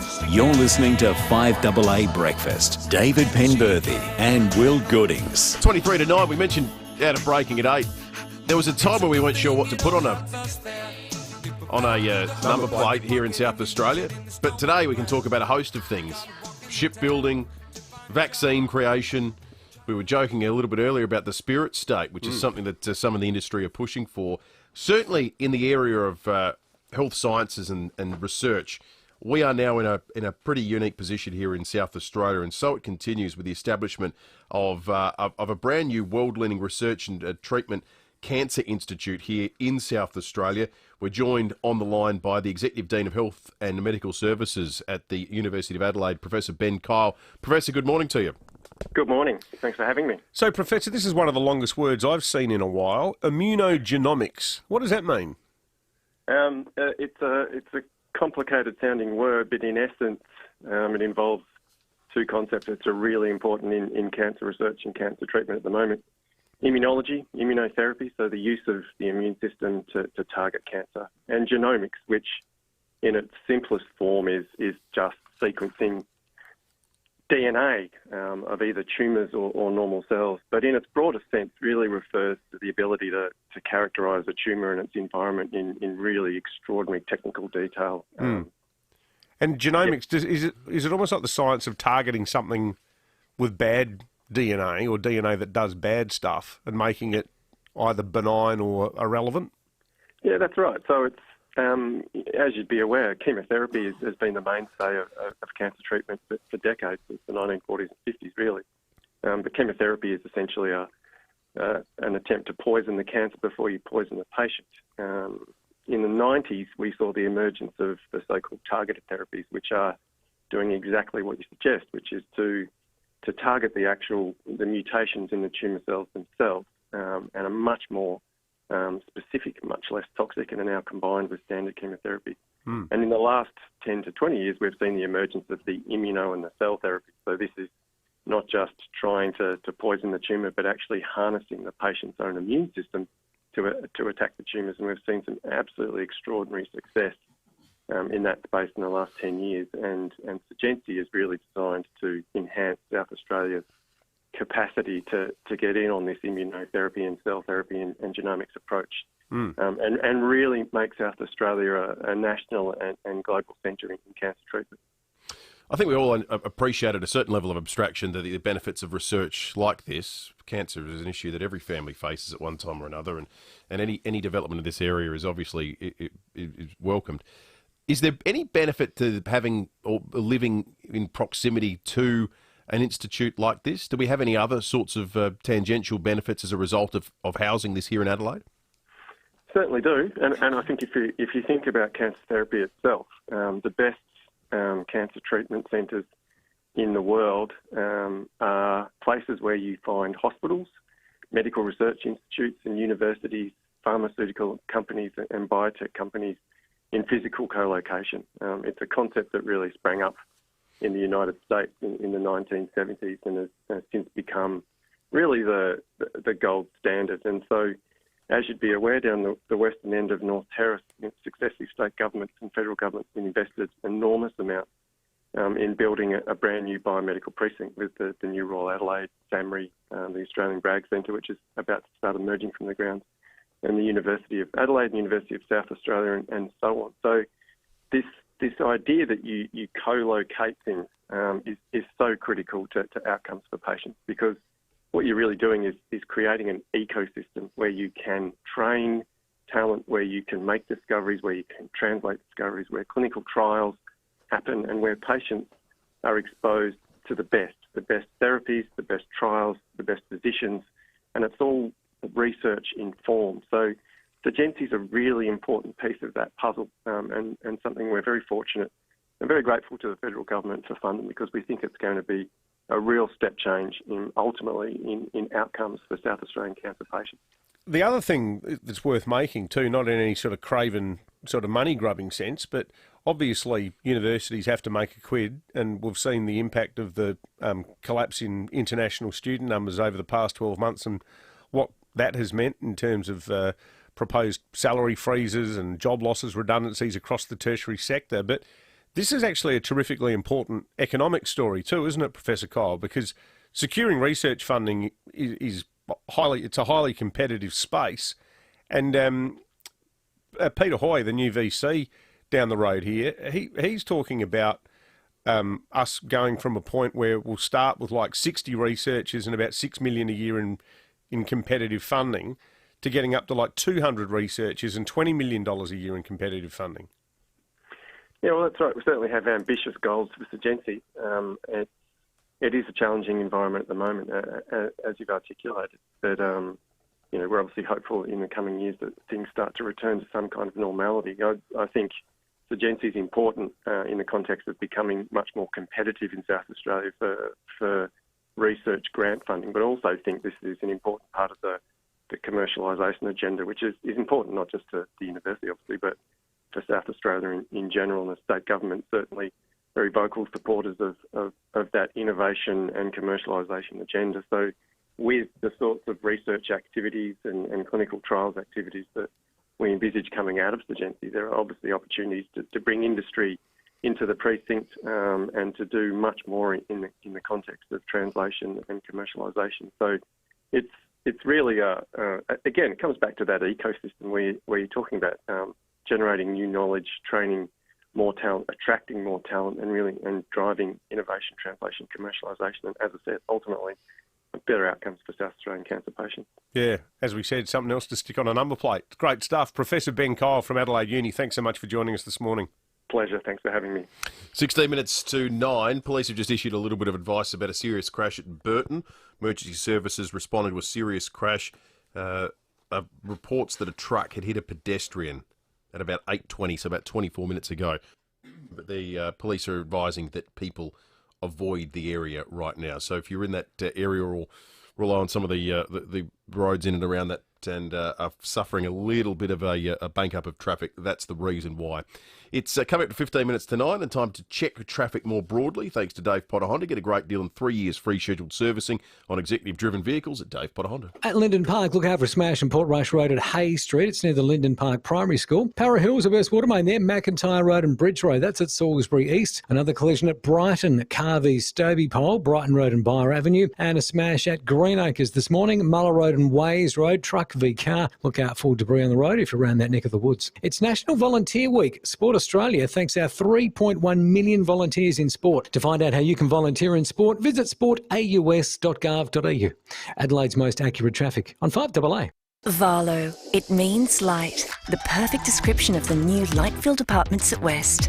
With views of Linear Park and the Grange Golf Club. Cycle or stroll Linear Park. Play a round of golf, paddle on the lake, grab a coffee on Charles Street or hit the beach. Whether you're staying in or going out, Varlo at West has it all.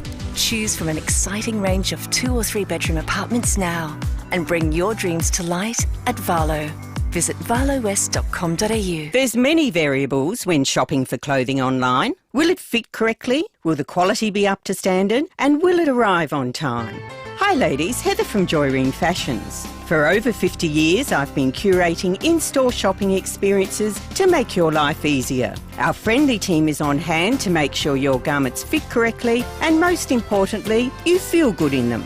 Experience it for yourself at Joyreen Fashions for mothers and daughters, 491 Portrush Road, Glenunga. It's incredible. Over 50% of tickets in the Hospital Research Foundation Home Lottery have already been sold. Don't miss your chance to live the dream in this fully furnished Scott Salisbury home on the Esplanade at South Brighton that comes with $1 million cash. There are over 15,000 incredible prizes to win, including luxury vehicles, local getaways and so much more. Get your tickets today at homelottery.com.au and join the fight for cures, better treatments and improved care.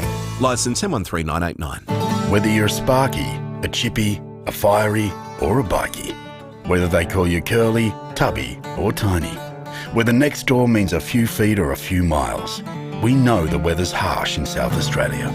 But Olympic Industries carports, verandas and sheds are tougher than most.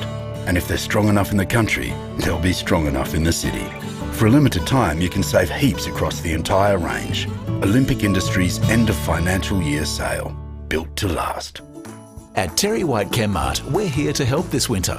Book your flu vaccination service online today. Walk-ins available. Terry White Chemmart. Now that's real chemistry. Conditions apply. See terrywhitechemmart.com.au for details. At Spotlight, a window's what you make it. Save 30% off made-to-measure curtains, blinds and shutters. Plus pay in full and get an extra 5% off. Book a free in-home measure and quote with your local consultant now. Call 1300 662 742. Exclusions apply. At Spotlight, it's what you make it. 9 News, weeknights at 5, nightly at 6. The switch is on to the news that's live and local. 9 News, made in Adelaide.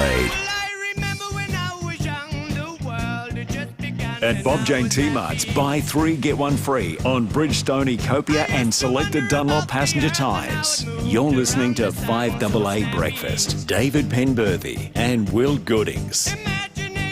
And before the haters say, yeah, you admitted because you were guilty, I am guilty. Okay, have a little break. I am. Yeah, cut. People. I know. Look what they've done. When was the last time I just woke up in the morning and smiled? That's an explosive excerpt from the Craig McLachlan special on the Channel 7 Sunday night program last night. The host of Channel 7's Sunrise program, David Koch, joins us this morning to jump into what is sure to be a big discussion point over the course of the day. Koshy, good morning to you. Good morning, team. What'd you make of it? Absolutely compelling, wasn't it? It was just extraordinary how raw it is. And look, it's a really difficult one because the court cases come through, the decision was made. You've got to take into account the comments of the judge as well in her summing up. Something that sort of made me a bit uneasy was some of the behind the scenes footage of some of the original interviews done on the ABC and the coaching from the journalists to the victims on what to say. That didn't sit comfortably with me, I must admit, being in the media. But yeah, it's erupted really into a bit of a social media fight. This though, Koshy, and some people, and I must admit, I have a degree of sympathy with this criticism. Some people say that the judge herself said about the women, the 4 complainants were brave and honest witnesses. Yep. I found them to be credible. And also as to the nature of his acquittal, the judge also said the laws have since changed but do not apply retroactively. The law on consent has been replaced with a more objective test, and where the current law is applicable, it's possible the result may have been different. You couple that with the fact that 3 other women came forward last week and made further allegations about McLachlan. This is pretty hotly contested stuff, isn't it? Absolutely it is. And I don't think, I'm not in a position to judge either way, I don't think, from that. But as I said, taking into account the judge's comments, who, and you've got to tread carefully with whatever you say on this. Totally. Given the judge's comments, who is across this more than any of us in the media, I think they carry an enormous amount of weight as well. Yeah. Put it that way. Yeah, I just, because I was reading them last night, and when you referenced them, I thought it was worth reading them out, because it shows how complex this whole thing is. It is. And the thing is, it divides communities. But it's an issue that has got to be talked about. And people women encouraged to come forward when they're in those positions, but when they experience the horror of that, but also, we've got to have faith in the judicial system as well. Koshi, governments have behaved a little bit over the last 18 months like closing borders as a consequence-free path to political prosperity. That seems like it may be changing, at very least for the federal government, with the very real risk that we're hearing this morning that the Australian Open might be played in Dubai or Doha or somewhere, and the Grand Prix might not be able to happen. Yep. How do you see this playing out? And we might lose them forever. Yep. And you've got this faction within the government coming through now saying we've got to open borders and be part of the world. But the problem is you've got federal and particularly state governments who have trained us and made political mileage out of saying, well, it's not a race. We're going to keep borders as closed as long as possible because we're protecting you, and that's been sort of a political golden ticket to winning elections. And now they're going to have to get us out of this psychological sort of view that we're happy to stay an island forever. We're a trading nation. We depend on international students. We depend on tourism for the lifestyles that we all keep. And so there is a time where we do have to go back to the rest of the world. Yeah. And it's important to do it. We get those texts from people from time to time that say, "Oh, hang on, maybe this is a good thing. We can, if we've got skills shortages, we've got an opportunity now just to train up the people for the jobs." Thankfully, there is a country that's tried this. They're called North Korea. Yep. Hasn't exactly panned out particularly well for the people there, and maybe we could take heed of that.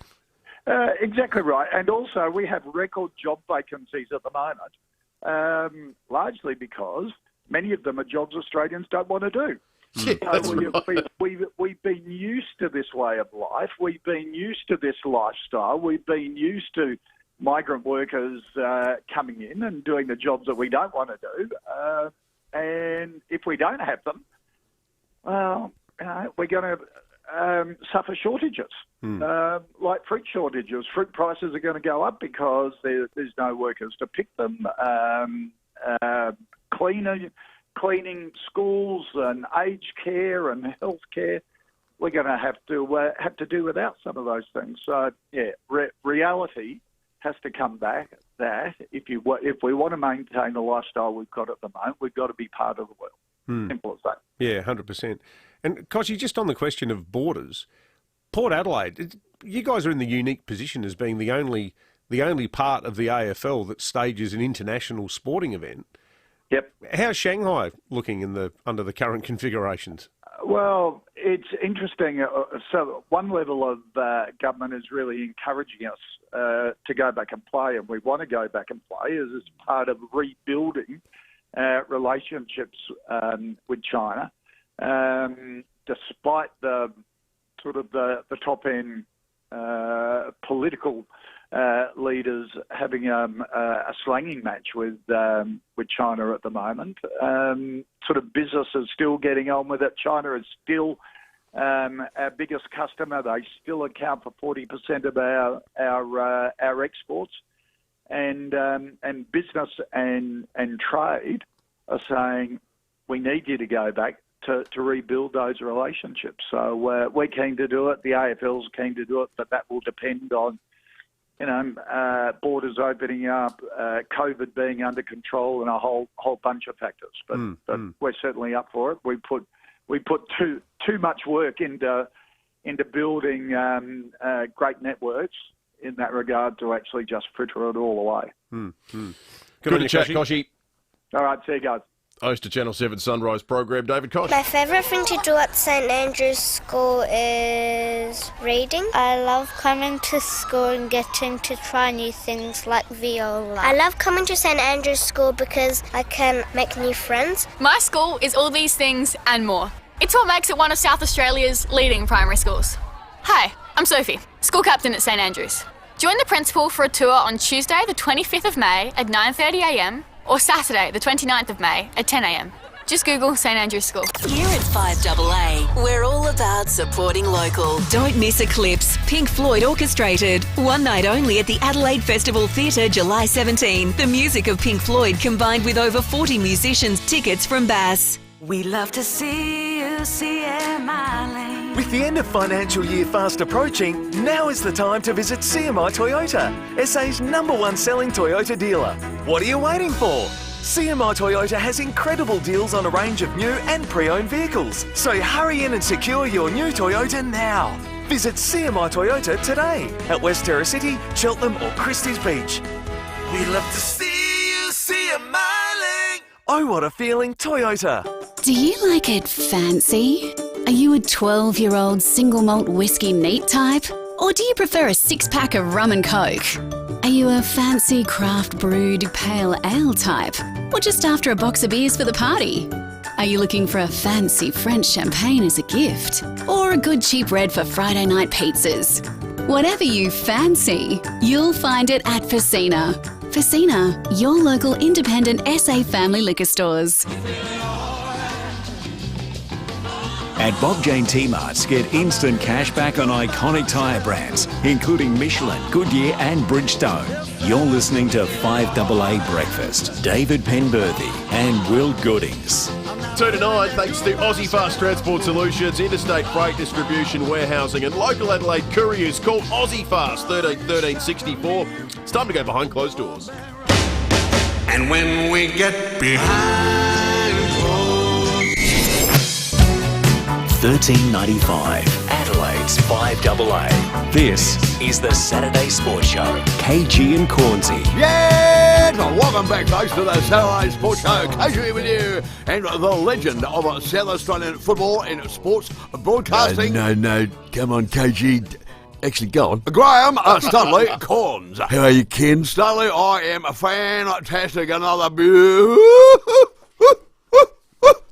Adelaide day, Stanley. Yes, and we were just discussing Jack Lukosius and what a great player he is. Oh, he absolutely is, Stanley. No argument there. What a great player. He's such a beautiful player to watch. Oh, that's not very nice, Stud. What do you mean? Well, you can't say he's a beautiful player, Stanley. He's a man. No, but his skills are just so immaculate, and his kicking is perfect. Well, he's a very skillful player, Stanley. But you can't say he's a beautiful player. Well, why not? It's beautiful to watch. No, you need something more masculine than beautiful. Yeah, but he's more than just a good player. But Stanley, you do not class footballers as beautiful. Everybody knows that. Really? Well, of course. They're men, Stanley. The word beautiful should only ever apply to Careful, Ken. To women. I could be wrong, Ken, but that might be bordering on a very old-fashioned way of thinking. But you need a masculine-sounding word, Stud. Not beautiful. But he handles the ball so sweetly. Oh, sweetly. Strike me damn pink. You'd say that about a ballroom dancer, not a footballer. Like Gene Kelly. Exactly, Studley. He was a beautiful dancer. Well, he's a man. Well, he was, but a different kind of man. What does that mean? Come on, Starley, let's move on, Starley. I think you might need to update your attitudes a bit, Ken. My attitudes are fine, thank you very much. You like the AFLW? Yes, I do. Do they move beautifully? Yes, they do. Although I would like to see the girls wearing a nice pink ribbon in their hair. But, what? Well, just to take a bit of pride in the way they look on the field, Starley. Nothing wrong with that. Yes, there is. Put a bit of lipstick on. Ken. Some earrings. Bye, Ken. Bye, folks. Nice frilly dress.